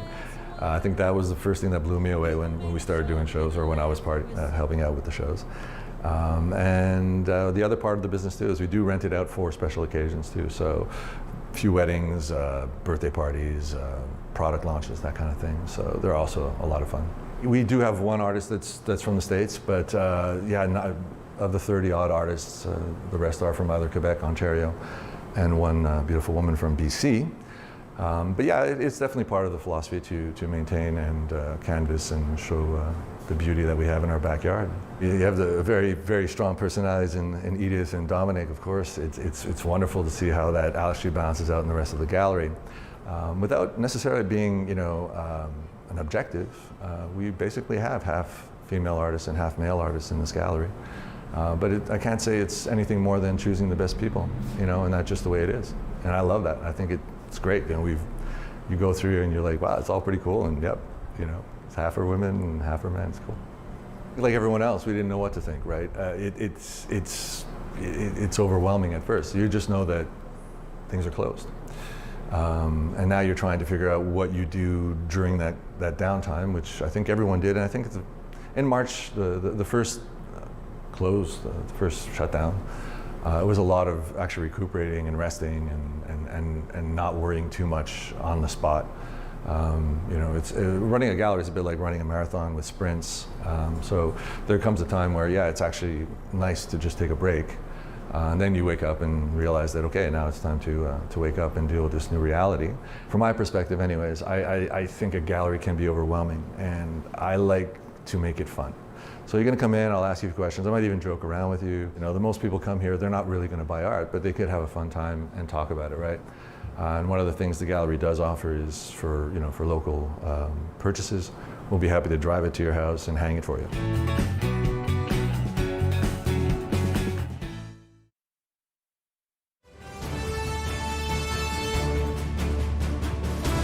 Snow Show. Have your say and call now. 613-750-1310. I mentioned a letter that was published not that long ago. About a year ago, I guess, June of 2020. Hardly, that is, Rob, it's almost a year ago. That called on the Canadian government to negotiate a prisoner swap, basically what amounts to a prisoner swap with China, regardless of the American position on Meng Wanzhou's detention, which is different than what Mr. Barton seems to be trying to negotiate in Washington. And it was a letter sent to the Prime Minister by a number of prominent Canadians, Louise Arbour, busy now deciding how the military, the Canadian Armed Forces, best investigate sexual assault within its ranks. Lloyd Axworthy, former Minister of Foreign Affairs. Lawrence Cannon, a former Minister of Foreign Affairs and a former ambassador. Harper, Cabinet Minister. Ed Broadbent, of course, former NDP leader. Derek Burney, former Canadian ambassador to the United States Chief of Staff to Prime Minister Mulroney. Robert Fowler, Fen Hampson, Paul Heinbecker, some very heavy hitters, Alan Rock, Hugh Siegel, saying, quote, we write you as Canadians deeply concerned about the prolonged and unlawful detention by China of the Canadians Michael Spavor and Michael Kovrig, the two Michaels, worried about the impact of their detention on their physical, mental, and emotional health. Quite apart from our concern about the two Michaels, it seems to us that your Meng Wanzhou extradition proceeding is making it impossible for your government to define and pursue an effective foreign policy towards China. We take note of the legal opinion expressed by Brian Greenspan, known as the Greenspan Opinion, Council of National Reputation, that the Minister of Justice has the legal authority to act now in the extradition process, and that it would be entirely in accordance with the rule of law for the minister to do so. We contend that the time is past due for the minister to do just that, end the Meng extradition proceeding, and bring the two Michaels home. Whatever the Americans think of everything that is going on, send her back to China, put her on a plane, send her back to China, and let's get our Canadians home. That is not the thrust of this story in the Globe and Mail, which involves, at least in April, 3 weeks of negotiations trying to get the blessing of the U.S. Justice Department. If that is the case, then what's the problem? I don't see much of a problem then. Rodney in Ottawa. What do you think, Rodney? So, hey, Hi, Rodney. Yeah. You can hear me, right? I hear you just fine. All right. Hey, good. Yeah. I'm glad that somebody's working on it again, but I don't like, the deal as it's been proposed. Oh, really? So, okay. Because it's a 2-for-1, and then we also got a little bit of difference in conditions. So the way that I see that it would work a little bit better would be she goes through the court process, says, excuse me, pleads guilty, pays out the big fine, and then the two Michaels come back before she goes back, and when the two Michaels come back, they each get to pick a mansion to live in. That was part of the fine.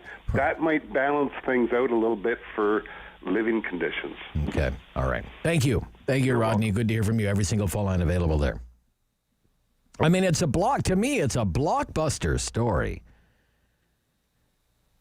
On the front page from Bob Fife and Steve Chase, that there have been these lengthy negotiations happening behind closed doors. This is the kind of stuff you don't usually hear about. Our ambassador to China has been spending his days in Washington trying to facilitate the release of the Canadians in China.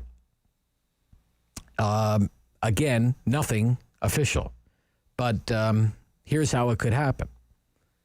You get what's known as a deferred prosecution agreement. Remember, we all learned about deferred prosecution agreements at DPAs during the SNC-Lavalin scandal here in Canada. Give SNC-Lavalin a DPA. Give it a DPA. Give it a deferred prosecution agreement. We rewrote the law of Canada just so we could allow SNC-Lavalin to have a deferred prosecution agreement. It's the reason Jody Wilson-Raybould is no longer a Liberal MP, let alone the Justice Minister in Canada, because she blew the whistle on that whole thing. But they've long been in use in the United States, and that's the crux of it. basically, as I understand it, you would have Meng Wanzhou, Huawei, one, both, plead guilty, pay a fine, and she's released and allowed to return to China. And then the side deal is Kovrig and Spavor, they're released. But it all would hinge on the blessing of the U.S. Justice Department, and these sorts of negotiations happened as recently as early April. Not the first time that they happened. First time around, they quote-unquote stalled, but it appears as though they have been revived, and I'm just getting the sense that there's some momentum behind it. Quote, Mr. Barton met with officials from the White House National Security Council, Departments of Justice, State, Defense, Treasury, Commerce. Defense, Treasury, Commerce held talks with the Chinese ambassador to Washington, according to 3 sources. On his mission, it's described as a mission to Washington. A mission to Washington.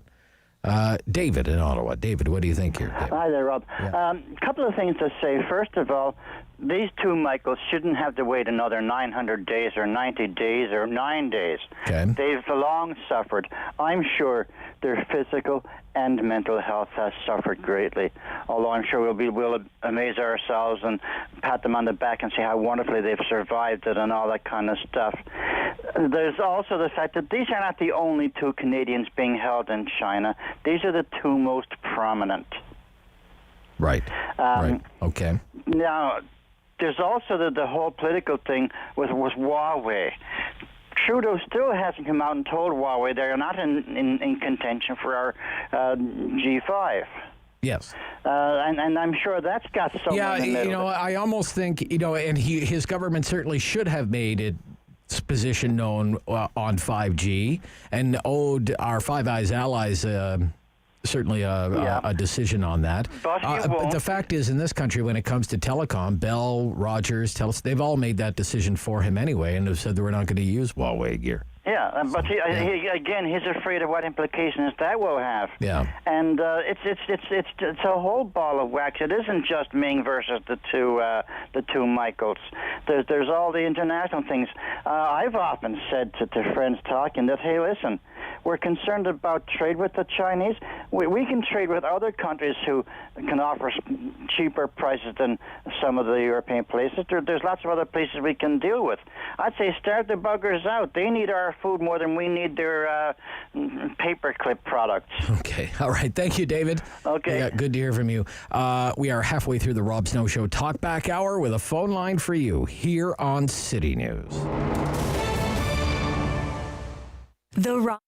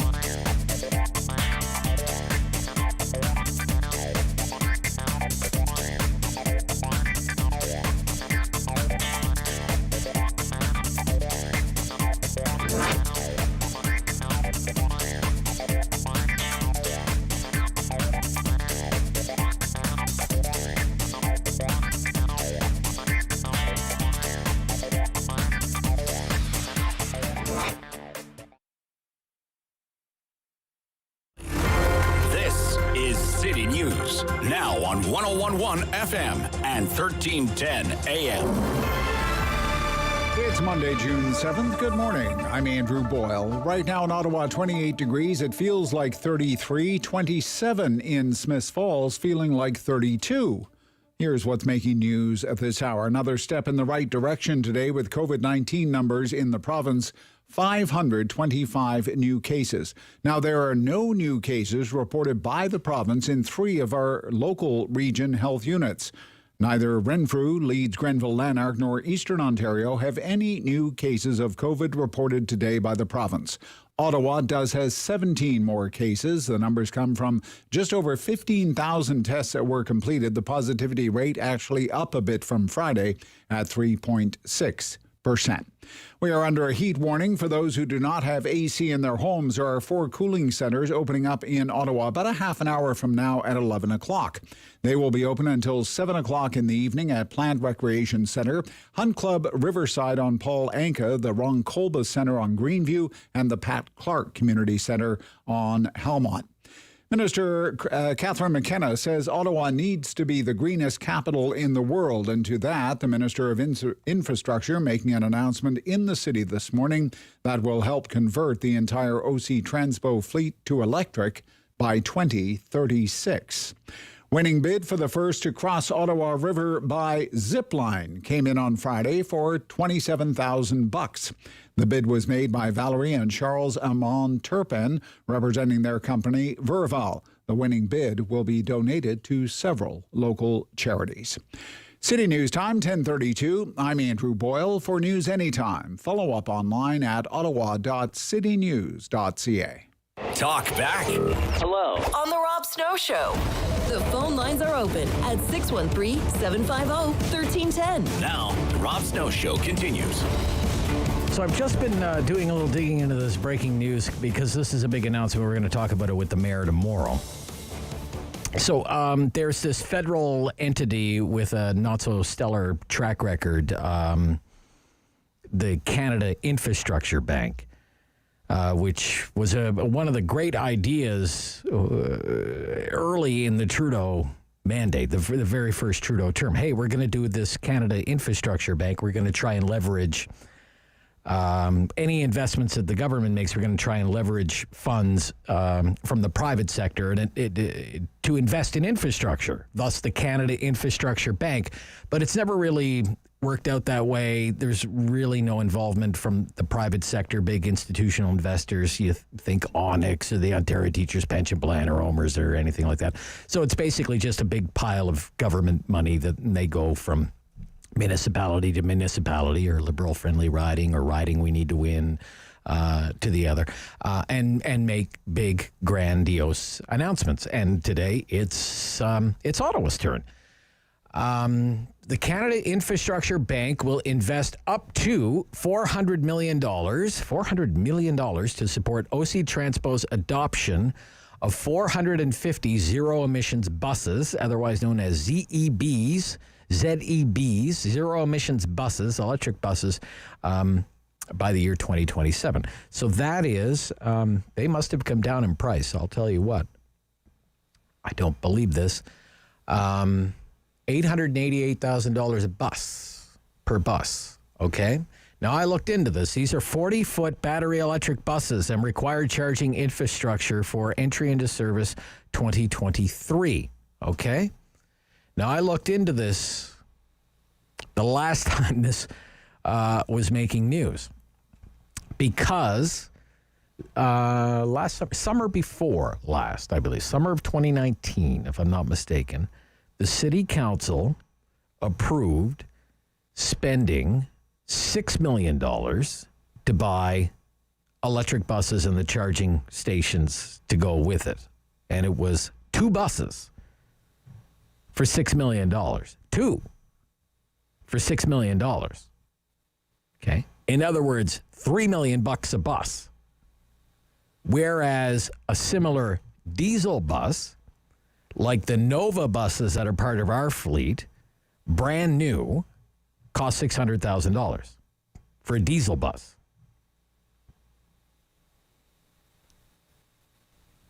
But it wasn't that long ago that it was $3 million for one electric bus. Are you telling me they've dropped that much in price from $3 million? And all the related equipment, you need charging stations and charging infrastructure, you can imagine, for a bus. And I've always wondered, well, what does that mean if we wanted to go all electric? How many buses do we have in the OC Transpo fleet? The entire bus fleet of OC Transpo is more than 1,000 buses. It's not 470 buses. It's more than 1,000 buses. Now, it may be 450 40-foot buses, but the entire fleet of OC Transpo, I can tell you, I've looked it up repeatedly in the city's own documents, in OC Transpo's own document, the OC Transpo has more than 1,000 buses in its fleet. Because I was saying, you do understand, left-wing councillors, environmentalists one and all, that if you wanted to electrify the entire OC Transpo fleet, it would cost $3 billion in a city of 1 million people. But nevertheless, it's a big announcement today. And show me a city council, this is all going to go to the Transit Commission. Show me a city council anywhere that is going to say, no, we don't want $400 million from the federal government.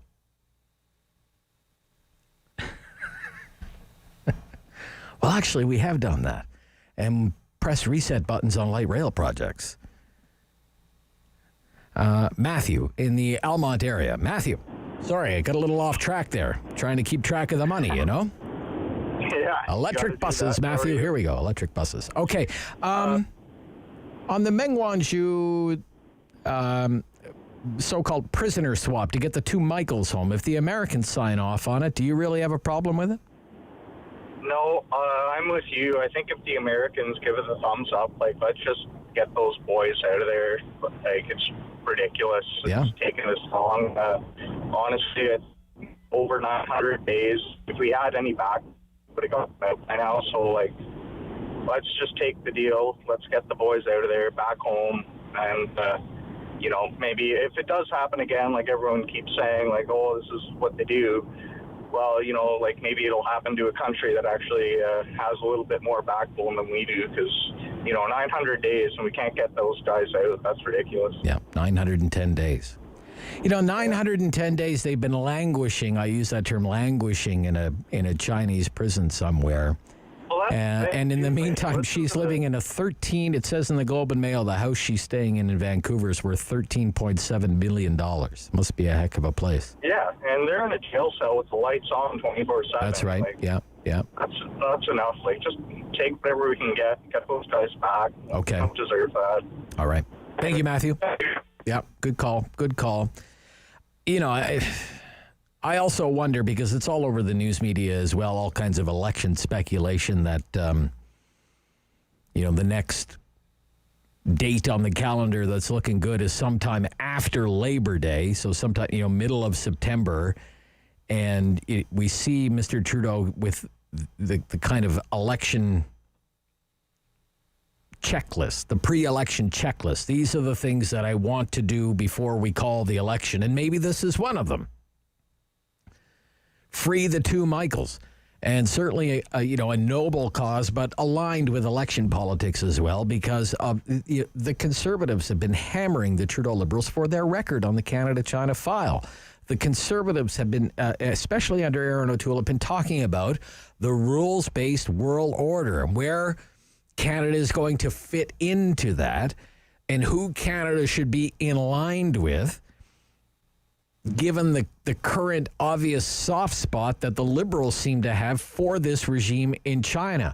And whether it is the two Michaels and Huawei and 5G, Uyghur genocide, entering into doomed vaccine research agreements, you have most of the Western liberal democratic order moving to try and isolate this very ambitious Chinese regime. And the Trudeau government seems to have this just sort of odd, perverse fascination with it that is rather off-putting. But if you could get the two Michaels home, maybe the stench dissipates somewhat. 750-1310, Rob Snow Show Talkback Hour. Mike in Ottawa. Mike, good morning. Yeah, Mike. It's Mike. Mike. I have a problem with this for the following reasons. All right. Okay. First place, you mentioned that she's living in a $13 million mansion. If somebody's a billionaire, I don't know what is a flight risk. She should be behind bars, just like anybody else that can consider it a flight risk. I don't know why the special treatment from the justice system. Put her behind bars, and then the Chinese might be willing to negotiate. They're not going to negotiate when, like you said, she's living in a $13 million home with maids and everything else. She might give a call to her father at the father bureau, and she'll be let out right away. You know what I mean? This is setting a precedent for the future, where let's say hypothetically 2 or 3 years down the road, we catch a bunch of Chinese spies, and then we happen to have Canadian tourists, and we throw these spies in jail. They'll just round up the Canadian tourists, throw them in jail, and then we'll have another prisoner exchange. Prisoner exchanges customarily are held for when we're at countries that are at war with each other. They say, well, and they exchange prisoners. We're not at war with China. And to set this precedent, I know it's great for the short term, but in the long term, it's going to be disaster, and we're going to be paying for years to come with when finally the Liberal government is thrown out of office. Okay.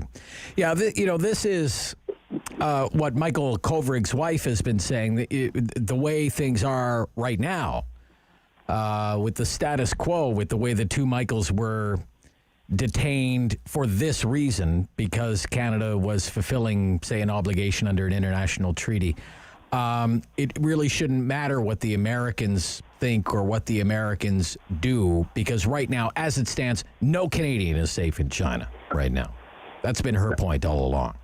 That's right, and we're setting the precedent for the future too. And it's unfortunate, and like you said, they seem to have a fascination with the Chinese, and they're going in with agreements with vaccines. And this was a problem with previous governments allowing our infrastructure for producing vaccines and everything else in the past to go to into foreign countries.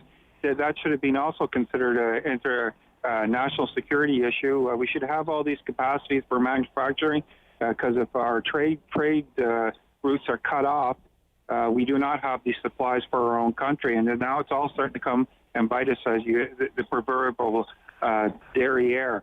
So this is all coming to fruition. China has made it quite clear by 2050 they want to be the dominant world power. And if we do not join the Western alliances we will be left out in the cold to fend for ourselves with a population of 30 million people, against a country with 1.5 billion that is basically the new superpower in the world. And we need to join up with the United States, Great Britain. In other words, the five English-speaking nations need to unite against China, or we will sink. All right. Thank you, Mike. Some very interesting points that you make, and I appreciate you making them here during the Talkback Hour. Rob Snow Show. Chris Almont. Chris. Hi, Rob. Hi, Chris. I thought the Chinese said no to a deferred prosecution agreement. Well, that's... it takes three to make an agreement here. Sure, yeah. That's not what it's... You know what? We're just doing some wishful thinking. You think it's wishful thinking? Okay. Yeah, all right. They're going to keep on hanging on. I mean, she's not suffering, and they're going to keep hanging on. They're going to keep doing this. If we did it, if we just unilaterally sent her over to get the two Michaels, then we should ban all travel, because they'll be taking more hostages, and we should, get rid of Huawei completely. We haven't even done that. Right. Okay. This government is absolutely clueless when it comes to China. So you don't put much faith in this report this morning? Send her back? Yeah, but would you send her back? I guess for me, no, I wouldn't engage in any kind of prisoner swap without the approval of the Americans, because in good faith we detained her because we have a Well, I mean, this is the front page of the paper today. Mr. Barton has met with officials from the White House, National Security Council, Departments of Justice, State, Treasury, Commerce for 3 weeks. Secret talks in bid to free pair jailed in Canada. 3 weeks worth of negotiations, sir. I mean, yeah, but they're talking deferred prosecution agreement. The Chinese already refused that. Well, we'll see. Now, if the Chinese want to do that, and we send her over and get the 2 Michaels back, then we should be prepared to cut everything off to China, because they'll just do it again when they want something. You think so? Okay. Yeah. It's always happened. I mean, this is not the first hostages that have been taken in Canada or in China of Canadians. It's not the first one, and it won't be the last. Okay. We got to really back off from the Chinese. And that's something I think Trudeau will absolutely refuse to do. Yeah, but again, I mean, I guess I hate to, talk in circles and sound like a broken record. If China gets what it wants, which is Meng Wanzhou back in China, Canada gets what it wants, which is our hostages home, and the Americans sign off on it and they're okay with it all, what's the problem? It's not a problem. Okay. But then China will say, we've just taken 2 more hostages because we want you to pull in UI and use it. It's going to be continuous. Okay. I see what you're saying. Yeah, we're taking some more hostages because you refuse to install 5G equipment from Huawei or whatever the case might be. Yeah, it's going to be like that all the time. All the time. Okay, thank you, Chris. Gotcha. Yeah, I gotcha. Okay, 10:46, final quarter of the Talkback Hour coming up here on City News.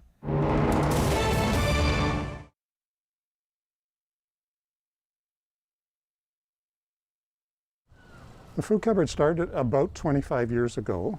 Again, it was a very small operation in the basement of a church. And we have been expanding to the point where we needed to have a new facility. So in discussion with the city of Ottawa, and Jan Harder, the local representative here, we came to this location, which is about 2,000 square feet, located in the Walter Baker Center. We've been here for about 2 years, and it is much better. It gives us a much broader opportunity to serve our clients better. It's a fairly affluent community in Barrhaven, so you wouldn't think that people would really need to have a food bank or a food cupboard. But people sometimes have a temporary loss of their job, maybe new immigrants or refugees to the community. Maybe there's been an injury in the family or something like a pandemic that causes people to run short of food during their monthly requirements. So we offer any clients who come and live in our catchment area the opportunity to pick up an order of food every 3 or 4 weeks. The need varies from time to time. We have expanded our offering to include quite a few perishables, eggs, milk, cheese, yogurt, vegetables, fruit, but people I think know that we need cans of beans and stuff as well too. One thing that we're consistently short of sometimes is personal hygiene products. You go to the grocery store, you buy your toothpaste and you buy your deodorant and shampoo there. People don't automatically think that to donate those kinds of things to a food cupboard. So we end up buying quite a few of those things from time to time. The pandemic has affected us like it has everybody. Initially, we had to stop the grocery store food donations so that we didn't have any risk of contamination and to have a significant number of volunteer work to be done in our facility. We have a storefront, so it's like a mini grocery store where you take a cart and you go around and pick out the things that you want. That doesn't work during the pandemic to maintain social distancing and so on. So what we have now is our clients can come in one at a time, they make an appointment, they stand behind a line, and they direct our volunteer to, I'd like Kellogg's cornflakes rather than Harvest Crunch, to pick the food that they would like off the shelves according to the allocation, depending on the size of their family. And then they take it out, load it into their vehicle or whatever, bring back the cart, we disinfect everything, and prepare for the next client. We are very blessed here in Barrhaven. We're a totally volunteer organization. So if you give a dollar to us, it goes to purchasing food or to provide some service to our clients.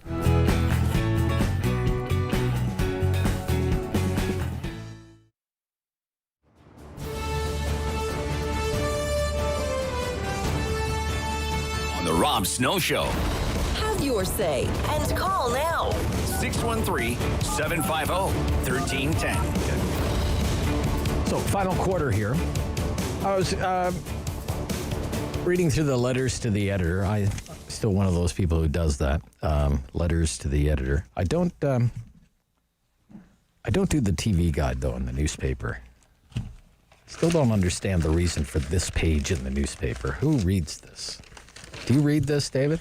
My grandmother uses it primarily. Your grandmother doesn't even use this, probably. She does.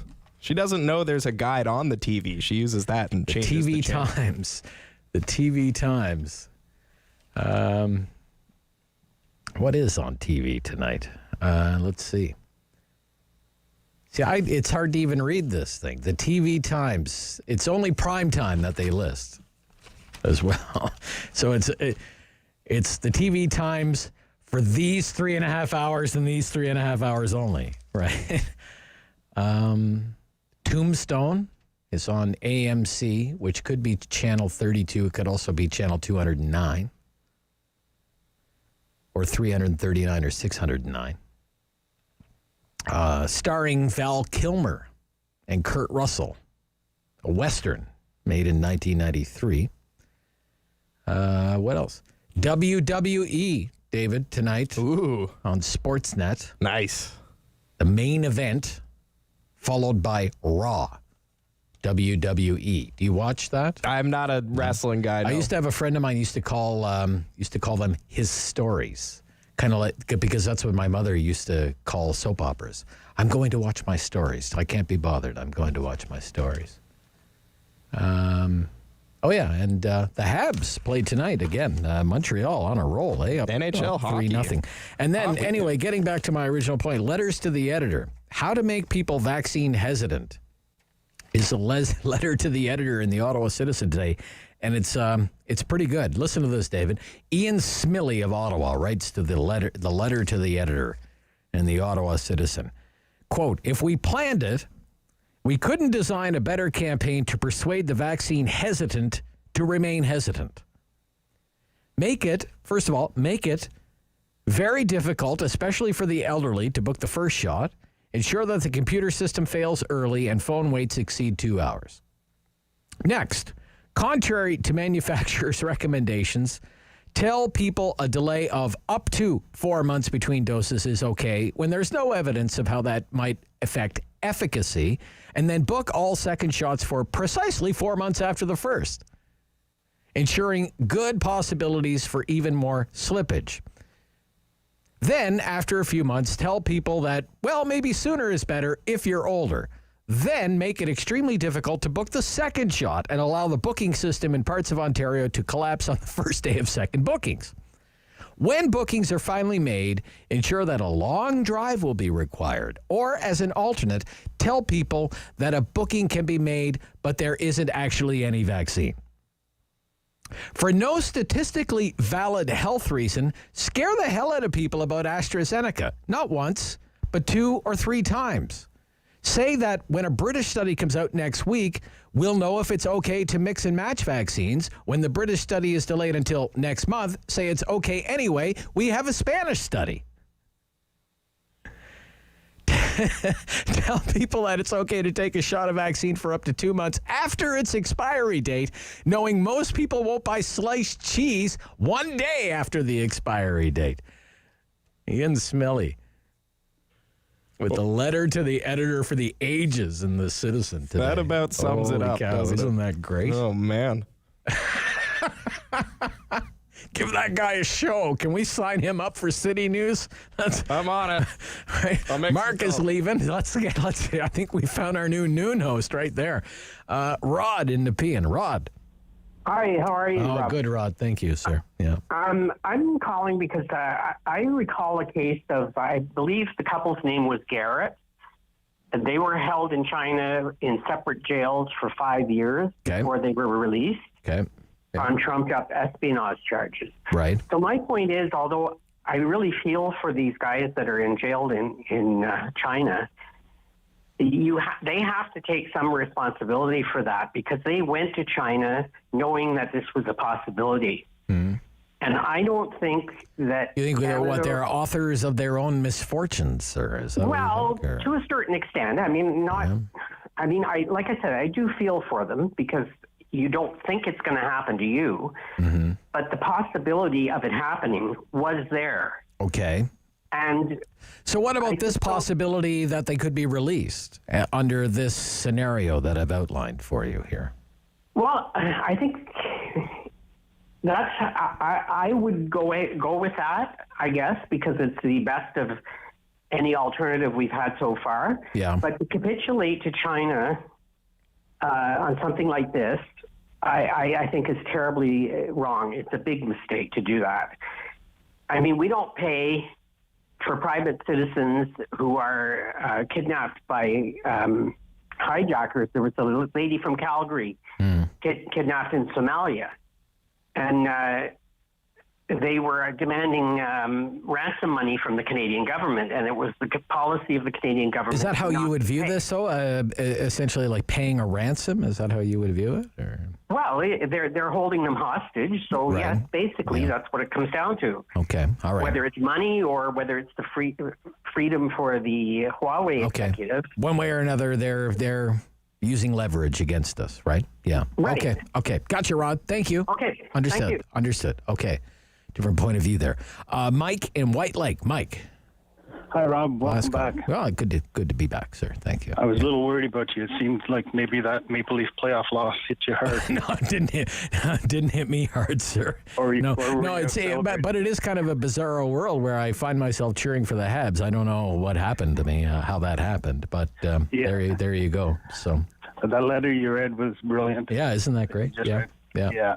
As for the hostages, I really hate settling, but I think the time has come to do that, and I'd just like to see one condition, that she is never allowed back into Canada.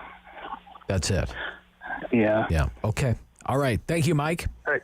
Good to hear from you, sir. Thank you. Thank you for all your calls this hour. Very enjoyable, the Talkback Hour. When we return, my good friend Geoffrey Johnston from the Kingston Whig-Standard on residential schools and the legacy in this country and what should happen next in light of the news out of Kamloops.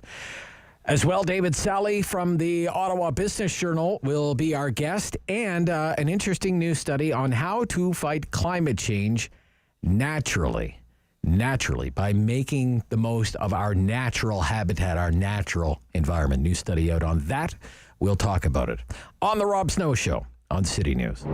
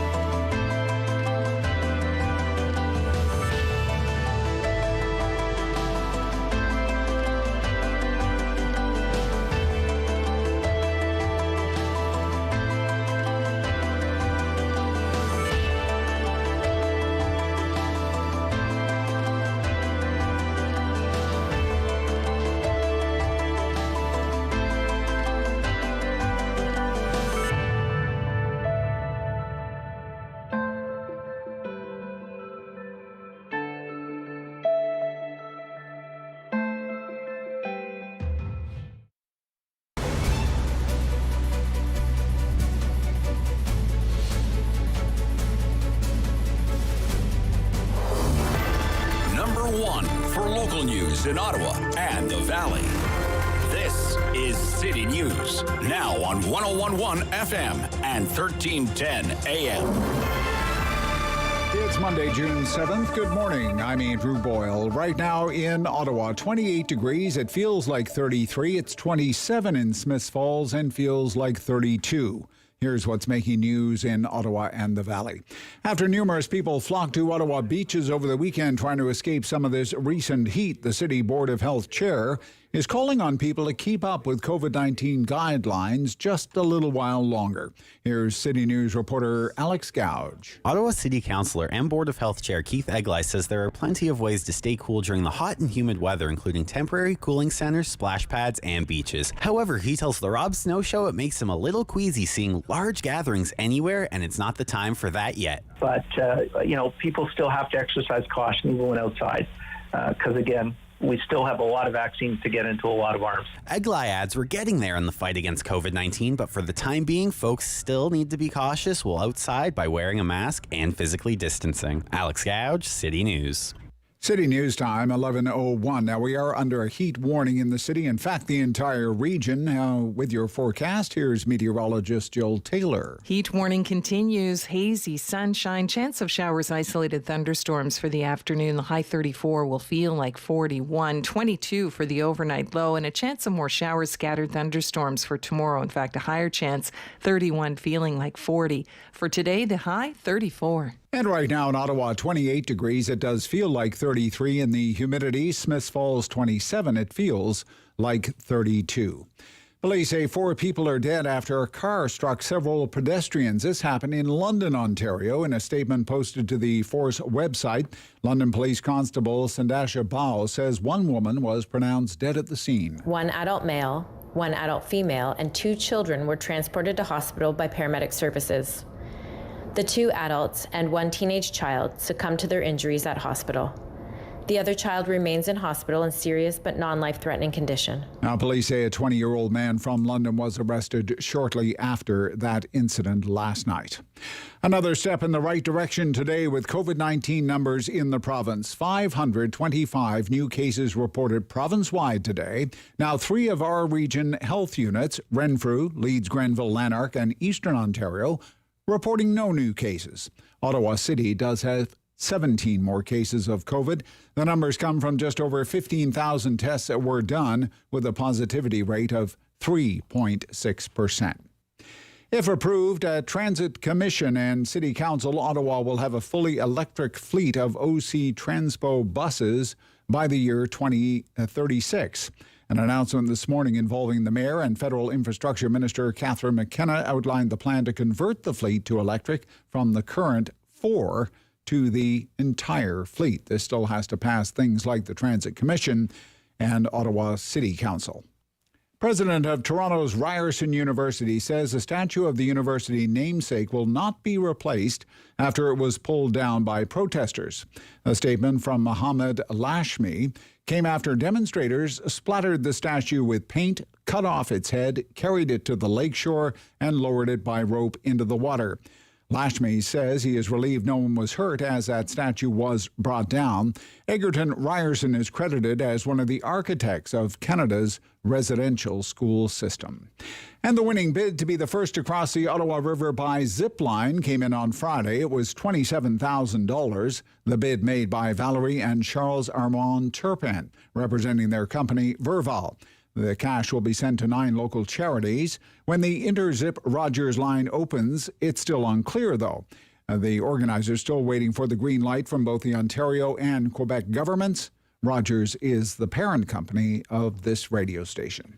I'm Andrew Boyle. For News Anytime, follow up online at ottawa.citynews.ca. He's the opinionated Ottawa icon. The Rob Snow Show returns on Rogers TV and City News. 101.1 FM and 1310 AM. Geoffrey Johnston is back from the Kingston Whig-Standard, and we're looking inward today. Usually Geoffrey joins us and we look at the big wide world, but we're very much turning the mirror on Canada now. Good morning, Geoffrey.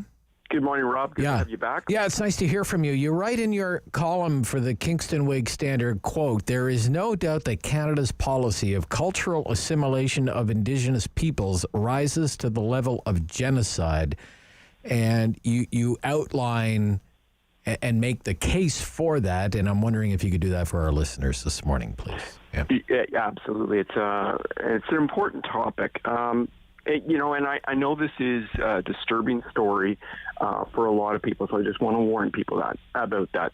So over the years, I've written a lot about genocide happening in other parts of the world. For example, in 2015 through 2019, I wrote a lot about the genocide in Iraq and Syria perpetrated by ISIS against Christians and Yazidis, and I was shocked, like everybody else, about the confirmation of the site of graves in Kamloops, to at least 215 Indigenous children buried in these unmarked graves.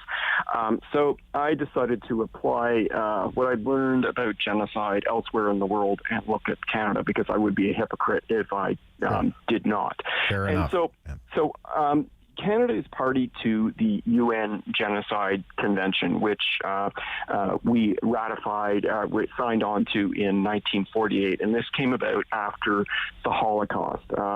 At the end of the Second World War, the world was shocked and said that they didn't realize what was going on, but the world did know at the time that the people who were Jewish in Germany and other parts of Nazi-occupied Europe were being rounded up and put to death. And so the world came together and said, never again. And they came up with this genocide convention. And so it looked at things like mass murder. And then fast forward to 1998, the world came together again and brought the best minds together and established something called the Rome Statute of the International Criminal Court, the ICC. And under this agreement, a permanent court or institution was established. And Canada ratified this in the year 2000, and we modified our laws to bring it into line with the Statute of Rome to create the ICC. So there are a number of metrics to establish, if genocide has happened. And one of the metrics is the transferring of children from one group to another. So that's an attempt to basically destroy that group. If you also another metric would be the deliberate destruction of cultural artifacts or a culture.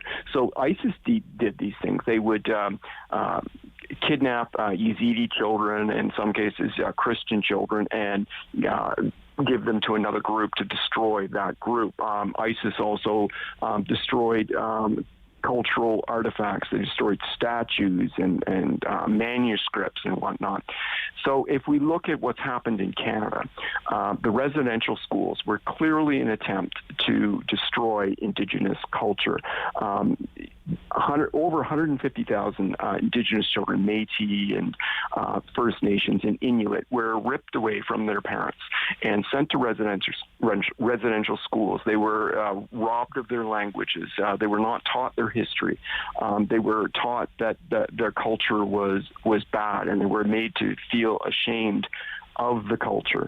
And this was clearly a genocidal act. And it also there was mistreatment of children. I read through the Truth and Reconciliation Commission, and I'm not going to get into the horrible details. It's there for everybody to read, and I urge everybody to read it.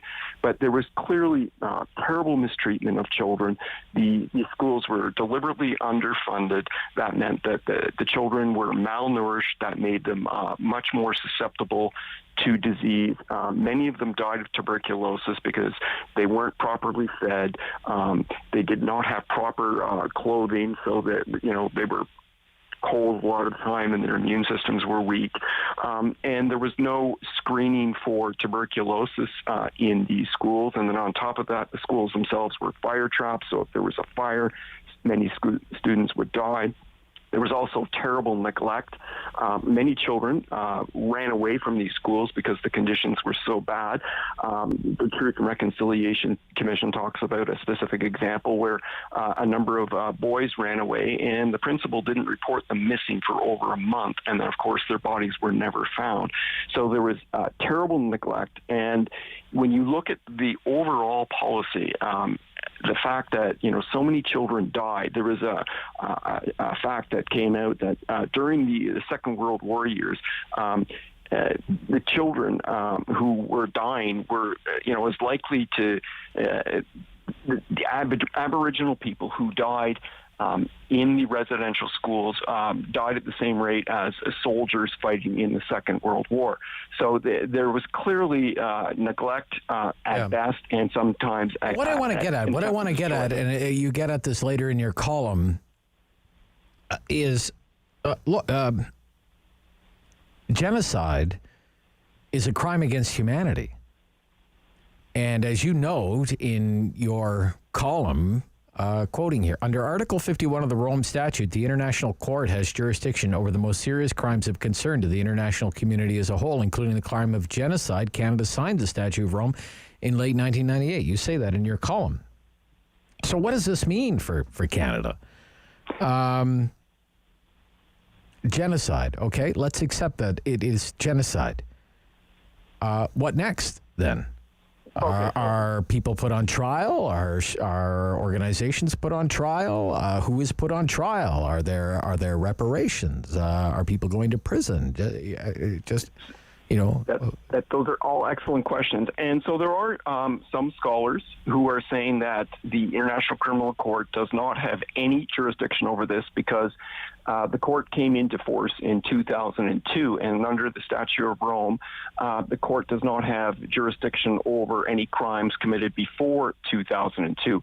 However, this coalition of lawyers, Canadian lawyers, there are 15 lawyers so far who have signed off on are petitioning the International Criminal Court to look into this because they allege that there's an ongoing cover-up of crimes of genocide. And in that case, they're making the argument that indeed this is an ongoing process, and therefore the International Criminal Court should look into it.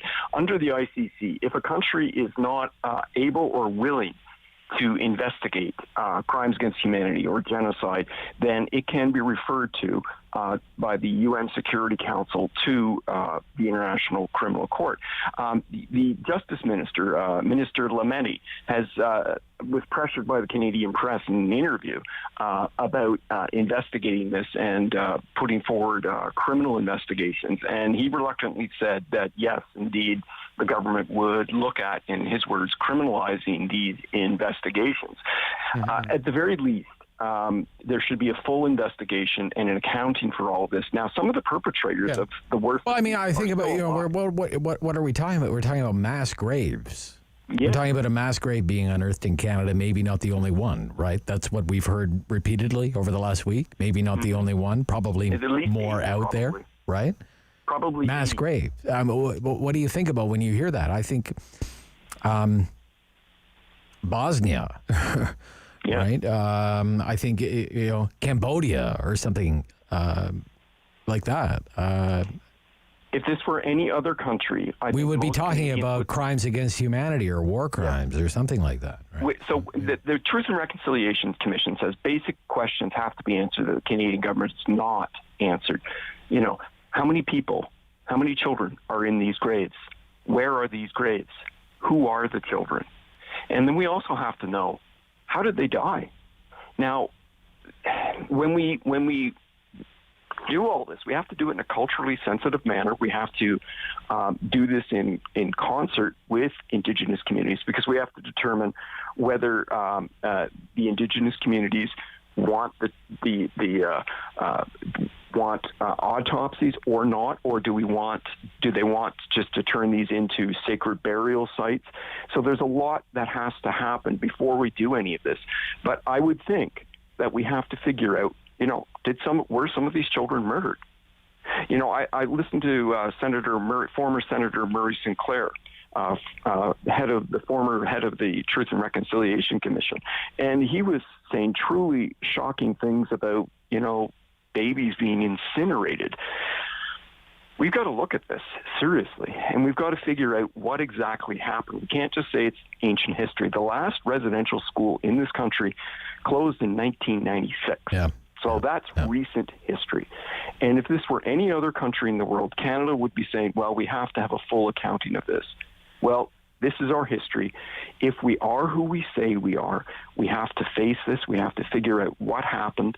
And we're a country of laws and rules, and there needs to be an investigation. But the question is now, who is going to do the investigation? Because the RCMP was one of the institutions that was involved in the genocide, because they, in some cases, took the children from the homes and delivered them to the residential schools and basically interned these children. So if the RCMP are going to do the investigations, there has to be some sort of oversight by Indigenous communities to have any confidence. Okay. Sorry, go ahead. No, we're out of time, but it will not be the last time we speak of it. Difficult topic, really. Very difficult. With no easy answers ahead for a lot of people. And very upsetting for many people. Oh, absolutely. Thank you, Geoffrey. Good stuff. Yeah, read his column in the Kingston Whig-Standard this week. That's Geoffrey Johnston. David Sali next with a really neat story about a business startup in Little Italy. Leading edge satellite technology from this startup in Little Italy. We'll tell you about it next from the newsroom of the Ottawa Business Journal. This is City News.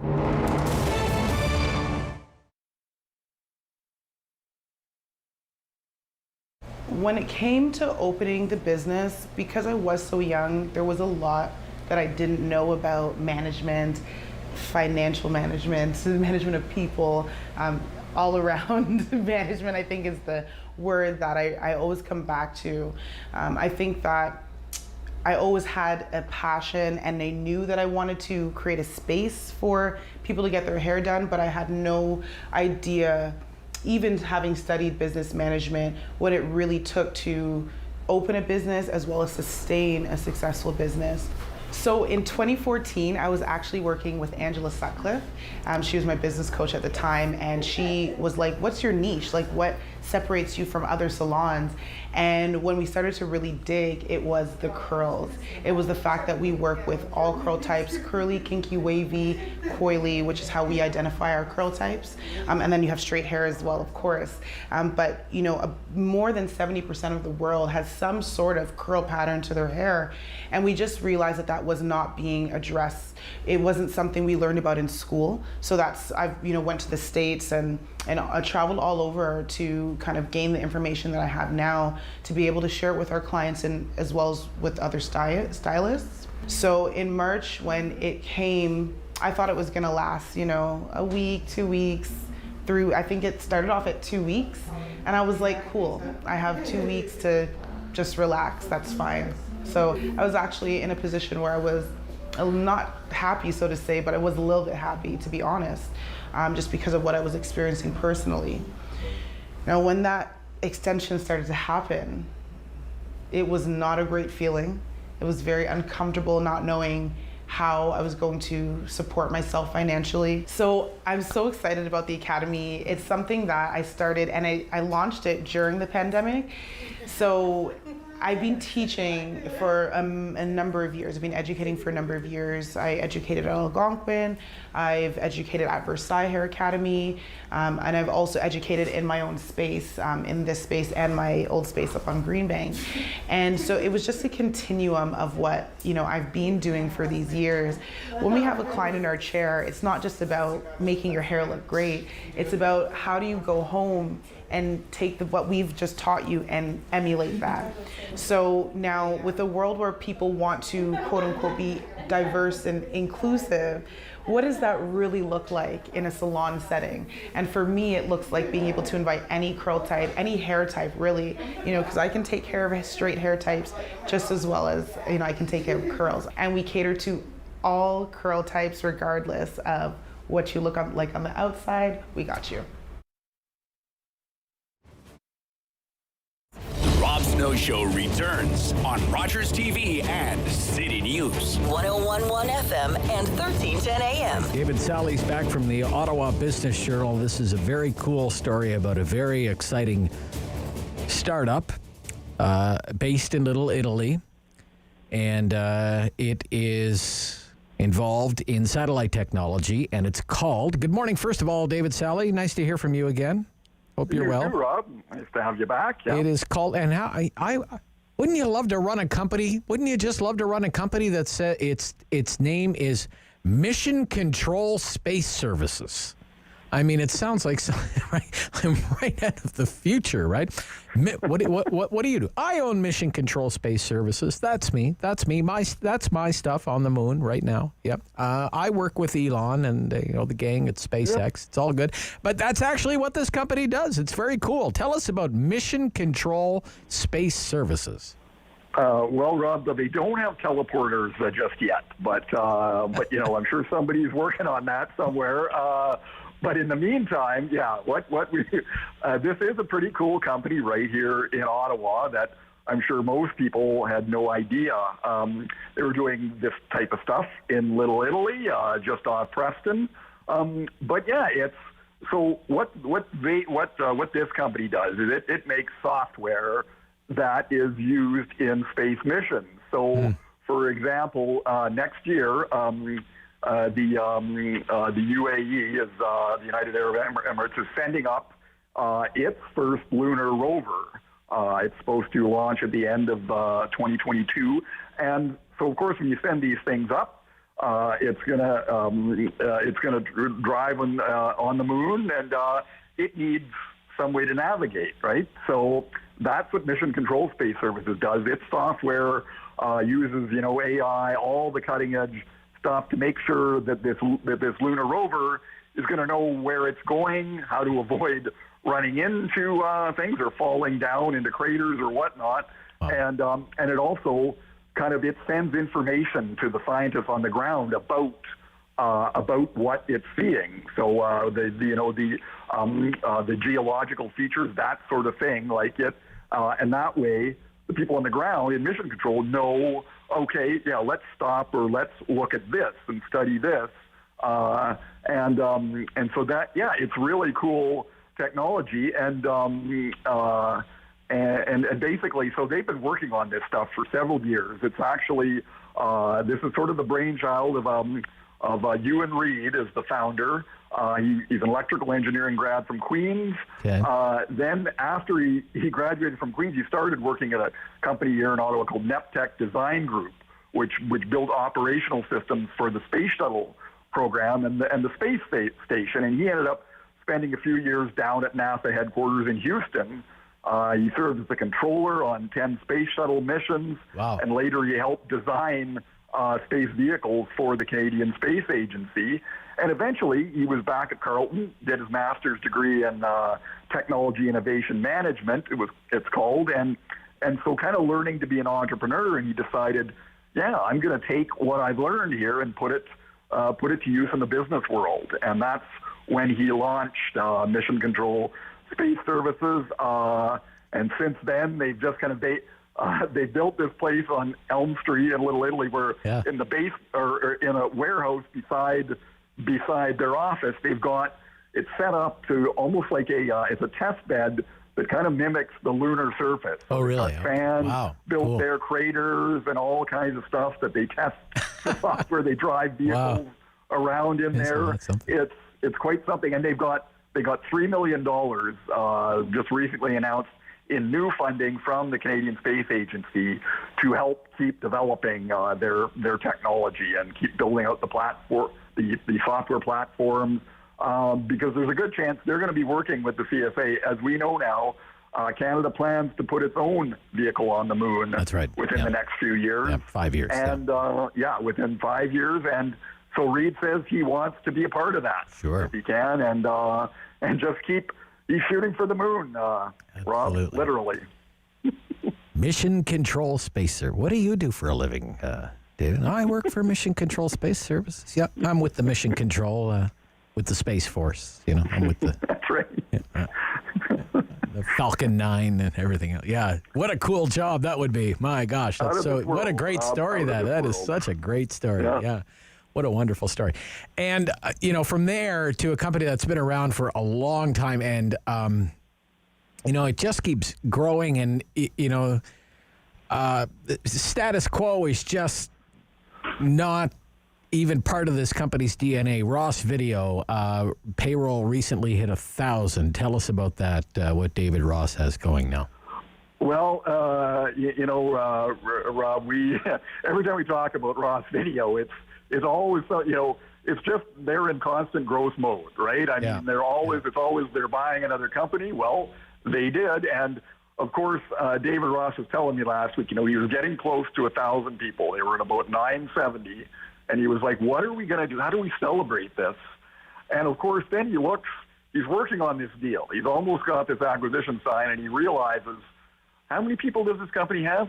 30. Okay, perfect. We're going to be at 1,000. It gets us there. This acquisition, it's just the most fitting way for Ross Video to hit the 1,000 mark. They're at it now.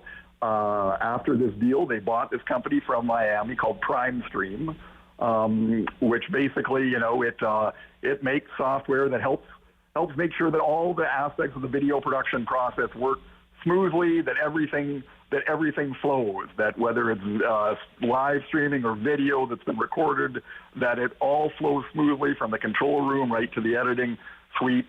This company works with, we're talking Cisco, Disney, the NBA, the NFL, Microsoft Studios, you name it, just blue chip customers all around. And so that's right up Ross Video's alley. They already work with a lot of those clients already anyway.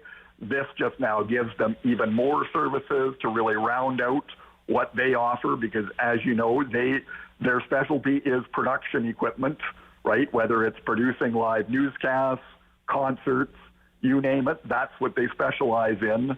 And they've been, obviously, for the past, in particular, probably decade, they've really been rolling. But when you consider, Rob, that when David Ross, his dad started the company, right? His dad, John, in the early 70s. Yep. David signed on. He joined it about 30 years ago. Back then, they had 25 employees. So incredible. 25 employees to 1,000. Yeah, incredible. And they just keep going. David Ross says he's got 3 more acquisitions in the works. He's doing the due diligence as we speak, and expects to be close to 1,100 people before the year is out. So it just, he never stops, Rob. Excellent story. Yeah. It's so great to see them have continued success. It's incredible. David, thank you so much for this week. Always great to hear from you. You too, Rob. Yep. David Sali from the Ottawa Business Journal. We'll talk about lowering Canada's greenhouse gas emissions naturally. Coming up next on The Rob Snow Show on City News.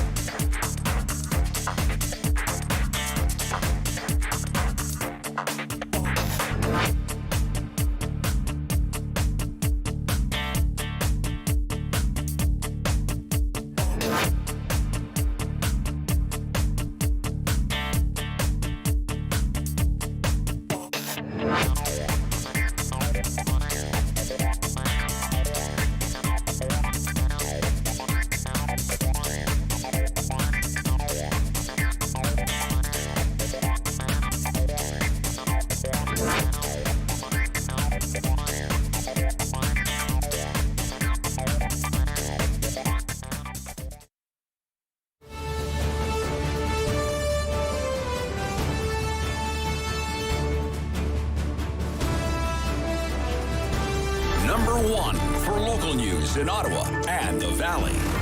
This is City News, now on 101.1 FM and 1310 AM. It's Monday, the 7th of June. Good morning. I'm Sarah Buck, and right now in Ottawa, we've got sunshine and 30 degrees with a humidex of 35. Smiths Falls is under sunny skies as well, 28 with a humidex 34. Heat warning in effect pretty much everywhere. Here's what's making news this hour. Ottawa Public Health confirms 3 new deaths and 19 new cases of COVID-19. Out of 525 new cases across Ontario and 15 new deaths. Elsewhere locally, no new cases in Eastern Ontario, Renfrew County, or Leeds, Grenville, Lanark. Over 116,000 vaccine doses were administered yesterday in Ontario. The province has crossed the 10 million doses threshold and sits at over 10.1 million doses administered since the rollout began. The City of Ottawa has opened 4 cooling centres to help residents keep cool during this sweltering heat and humidity. Plant Recreation Centre on Somerset West, Hunt Club Riverside Park Community Centre on Paul Anka Drive, the Ron Colbus Centre on Greenview, and the Pat Clark Community Centre on Helmont will be open until 7 o'clock this evening. Health measures remain in place to stop the spread of COVID-19. If you're heading to a cooling centre, you should bring a mask and wear it if you have one. Now, splash pads are also open. If you're outside for extended periods, either recreating or you're working, make sure you're drinking enough water, wear a hat and loose-fitting clothing, take lots of breaks, and find shade or cool off indoors if you can. Do watch for signs of heat stroke. That's headache, dizziness, disorientation, hot, dry skin, rapid heartbeat, loss of consciousness. Heat stroke is serious. If you suspect it, get some medical attention. And schools in Western Quebec are closed today and will be again tomorrow. And this is all due to the heat wave. I'm Sarah Buchan. For news anytime, follow up online at ottawa.citynews.ca. The world is changing. So keep up with Rob. The Rob Snow Show returns on Rogers TV and City News, 101.1 FM and 1310 AM. What are some ways Canada is aiming to lower greenhouse gas emissions? Well, investments in new technologies, for example, so-called clean tech solutions, right? We had the big electric bus public transit announcement here in Ottawa. That's $400 million for 470 buses between now and the year 2027. Okay, big money. There are also tax measures. There is the Trudeau price on pollution that is slated to go up to $170 a ton. You have the politics of carbon taxing. You have the Conservatives in advance of what may very well be a federal election this fall touting a Conservative carbon tax where somehow, some way, everything would go into a green savings account, and whatever money is deposited into your green savings account, you can buy green things with it. But what about natural climate solutions by better management and restoration of nature? What could that achieve? Well, I'm glad you asked, because there's a brand new study about it. And to tell us more about it, we're joined by Hadley Archer, Executive Director of Nature United. Good morning. Morning, Rob. Yeah, it's very nice to hear from you. I thank you so much for taking the time. Tell us a little bit more about this study. What did you look at? Yeah, thanks, Rob. We know that we're facing a climate crisis. We know that Canada's warming twice the global average, and we know that we need to be doing everything we can to address that in a practical, solutions-oriented way. We also know that nature has incredible potential to help mitigate climate change. But what we didn't know was kind of across the board holistically what the potential was. And so with 38 scientists, Nature United worked over the last couple of years to look holistically across a range of different pathways or solutions to better understand and collate the potential for nature to mitigate climate change. And the results were very clear from the study. Okay. Nature can deliver immediate and direct benefit to tackling climate change. Okay. Let me ask you something, because I hear this all the time whenever the debates rage about climate change. Okay, and I don't want to get into a raging debate about climate change. But are we a carbon sink? Do we have the potential to be a carbon sink? Can you tell us about Canada's potential as a carbon sink in the, just because of our natural habitat, Mr. Archer? Yeah, for sure. Canada has vast landscapes, from our forests to our wetlands, agriculture, grasslands. And so our study looked out across all those different land types and evaluated, looking forward, the potential for a range of options, whether it's protecting old-growth forests or grasslands, wetlands, adopting best management practices in agriculture lands or forestry, or restoring degraded lands, wetlands, and something as basic but important as planting trees. And so our study looked at all those different actions, quantified the potential if we take actions over the next 10 years. We looked at both by 2030 and by 2050 and concluded that there's significant impact. In fact, the total is 78 megatons, and that's equal to the amount of power every household uses in Canada for 3 years. So a very significant opportunity. Wow. Okay. So let's talk a little bit more individually about what you analyzed. For example, your study examined 4 land types. Right. Agriculture lands, forests, wetlands, and grasslands. Can you speak a little bit maybe about each one, and what you looked at and what the potential could be there? Yeah, for sure. So I think probably the most surprising finding in the study, and in a good way, was that our agricultural lands are about half the opportunity. So half of that 78 megatons by 2030 can come by adopting best management practices in agriculture. So these aren't new ideas or new technologies. There's things like planting cover crops and no-till agriculture. There's things like better nutrient management, so maximizing the efficiency of chemicals or nutrients that are put on farms, and those can have immediate benefits, like within a year. And they're very cost effective and actually can yield to cost savings and improved crop yields and soil productivity. So that's in the agriculture space, and there's other opportunities around planting trees on farmlands and marginal lands, manure management, all sorts of, there are many different pathways, but for sure agriculture is a big opportunity. Wetlands and grasslands are also very big opportunities, and the biggest opportunity there is avoiding the conversion of those. So preserving them, basically, right? Preserving, yeah, keeping the carbon in the soil and in the ground and the trees. And then forests, perhaps surprising was the forests didn't come out as high as many people might have expected. There's a few reasons for that. Still very significant opportunity in forests. There's not as much conversion happening in our forests, and by conversion we mean converting it from forest to some other land type. So our forest sector is by global standards pretty well managed in terms of how we manage our forests. There's definitely an opportunity in identifying old growth forests, which hold a lot of carbon, and trying to protect those. Adopting better management practices like enhanced regeneration of trees after logging. And working to convert from to longer-lived wood products, so storing carbon in products. So there was lots of opportunity in forests. The big opportunity with forests comes in 2050. So if we start planting trees today in particular, and I know the federal government has made a big commitment on planting 2 billion trees by 2030. Yeah. They say they're going to do 30 million trees this year. Yeah, they're getting out of the gates. Yeah. But obviously trees, especially in this country, they take time to grow, and we'll see the significant benefits by the year 2050. Okay, let me ask you, so all of these, what I would call these natural solutions, better nature conservancy and management practices, if that was better managed, would we necessarily have to also do all the other things that we're planning to do, whether, as I said, through, levies, fees, taxes, prices, whatever the government of the day wants to call a carbon levy, or, investments in so-called clean tech, or is it we have to do this in addition to everything else that we're doing in order to meet our targets, for example, for greenhouse gas emissions? Yeah, that's it. The short answer is yes. We need an all of the above approach. All of the above. Okay. All of the above. To put another perspective, our study found those 78 megatons are equal to about 11% of our current annual emissions.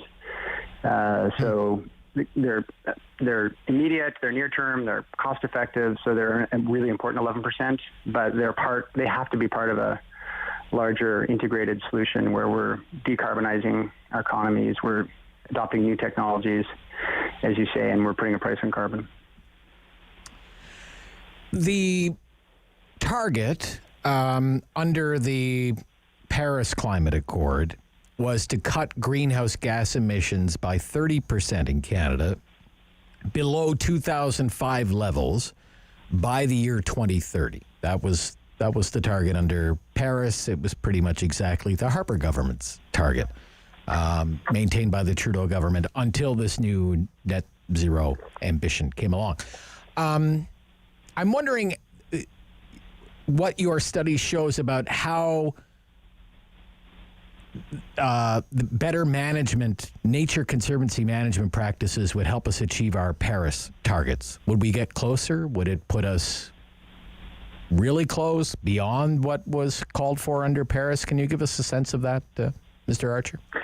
Yeah, sure, Rob. So it's important to note that just recently, as you mentioned, Canada's increased its ambition to 40 to 45% reduction by 2030 against a 2005 baseline. And that's really important because the global scientific community has come to consensus that it's not 2 degrees we have to stay under, it's 1.5 degrees warming globally that we need to stay under.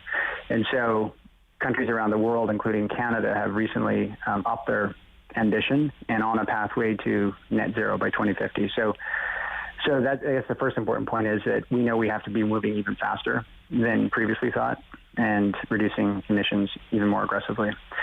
And so our study looked at these natural climate solutions and found that they're going to be critical to helping us achieve the 2030 goal and will be a really important bridge, if you will, natural bridge to help get to these really harder to do, but necessary shifts in our economy and, decarbonizing our economies, electrifying our transportation systems, et cetera. So those are necessary and critical, but many of those will take some time. And so that's natural climate solutions can both reduce on their own a significant amount, and they can actually help us with that transition. Okay. Mr. Archer, very nice to hear from you. It's a fascinating look at the climate change situation here in this country. Thanks again. Thanks, Rob. Appreciate being with you. Executive Director, Nature United. And read about it at natureunited.ca. We'll be right back. We'll talk about some local development issues and Haringey back in the news. Mavis Finnamore from ACORN, our guest, coming up here on The Rob Snow Show on City News.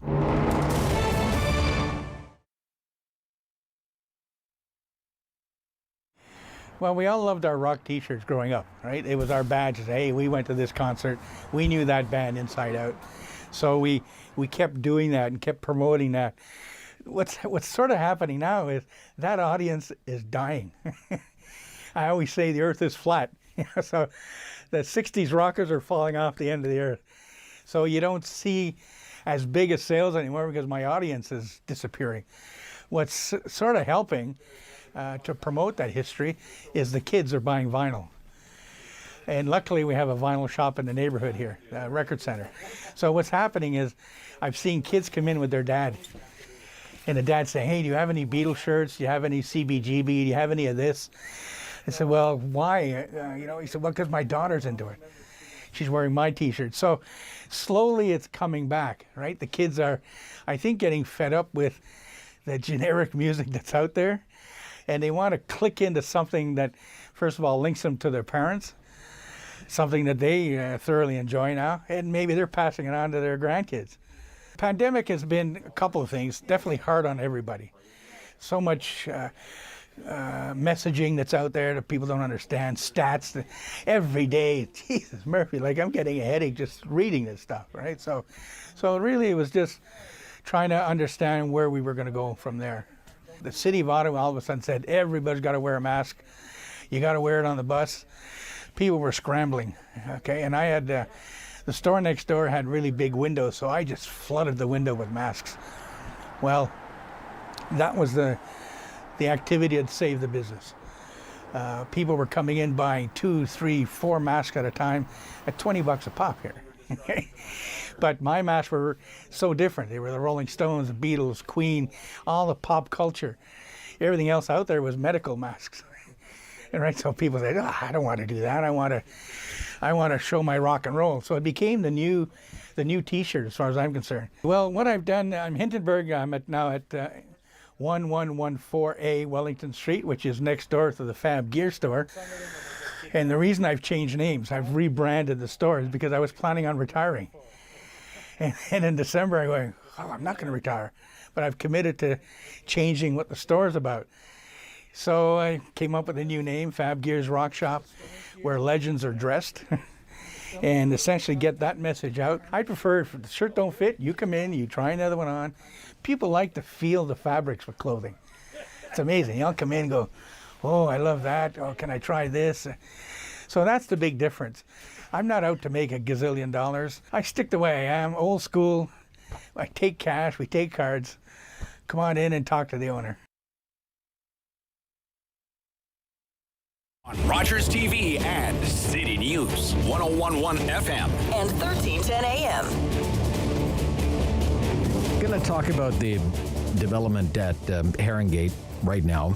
We're joined by Mavis Finnamore of ACORN Ottawa. Good morning. Good morning. Yeah, it's very nice to hear from you, Mavis Finnamore. It's been a while. Welcome to the program. Thank you. On Thursday, this goes to the planning committee, right? The redevelopment of the Haringate community? Yes, this is what we've been told. The 24th is when the planning committee is going to be looking at it. And of course, we're very anxious. Of course, okay. What has you anxious? Already know. What has you anxious? Former member or a former resident of Haringate. And I'm very concerned with the housing, problems here. And as an ACORN member, this is a very big issue for us, housing. Yeah, sure. What has you anxious? Why are you anxious? Well, we're up against a very big developer. We're kind of seeing, and I think I'm not the only one that sees this too, that we're a small outfit kind of up against Goliath, and we think that the city tends to favor more developers. And we also feel that in general in the city, housing issues in terms of what low-income Canadians can have, they're not exactly favored very well. We've been, in Ottawa had a declared housing crisis, and yet we still see a lot of condos going up, but we don't see a lot of affordable housing going up. Okay. So this is putting a lot of pressure on low-income Canadians, and we feel that, we're looking to try and not only preserve the low-income housing stock we have, we want more, because we need more. Okay. Simple as that.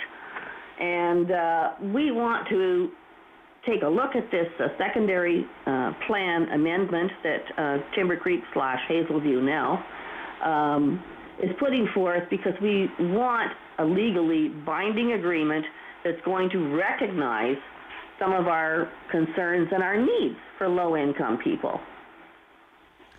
And I've been reading that you thought that there would be some kind of social contract. Well, this is what we were aiming for. You were aiming for that, or you were hoping for Working that, but that Mr. Cloutier, yes, to get that going, and it seemed to have stalled out. Okay. We're also concerned that we thought maybe they were doing some backtracking. So from our point of view, all we had so far was words. So we want something legally binding that they're actually going to have to live up to and be accountable for. So essentially... And you would want that in something like the official plan at the city, is that right? Attached to the secondary plan. Gotcha. Okay. Legally binding. Sure. Because right now they don't really have anything like that in Ottawa. And this would actually be a rather historic agreement to do, because we also know that Haringate isn't the only place where this can happen in older developments. We know it can happen elsewhere. We want to prevent any more Haringates, because that was awful from our point of view. losing all of that affordable housing. So what sort of language were you hoping would be in this so-called social contract? Well, we've kind of narrowed it down so far to very basic things that we feel we need the most. We are interested in rental replacement.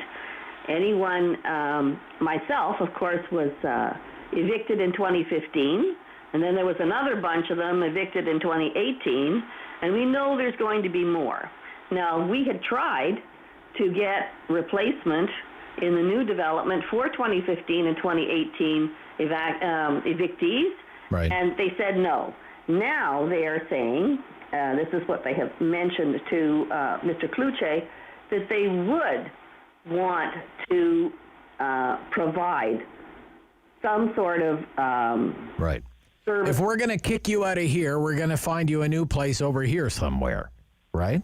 You wanted that kind of assurance, and right? they have sort of semi-agreed with the idea Right. that they would get a new unit within the new redeveloped neighborhood, and we wanted at the same rent and number of bedrooms that they have now.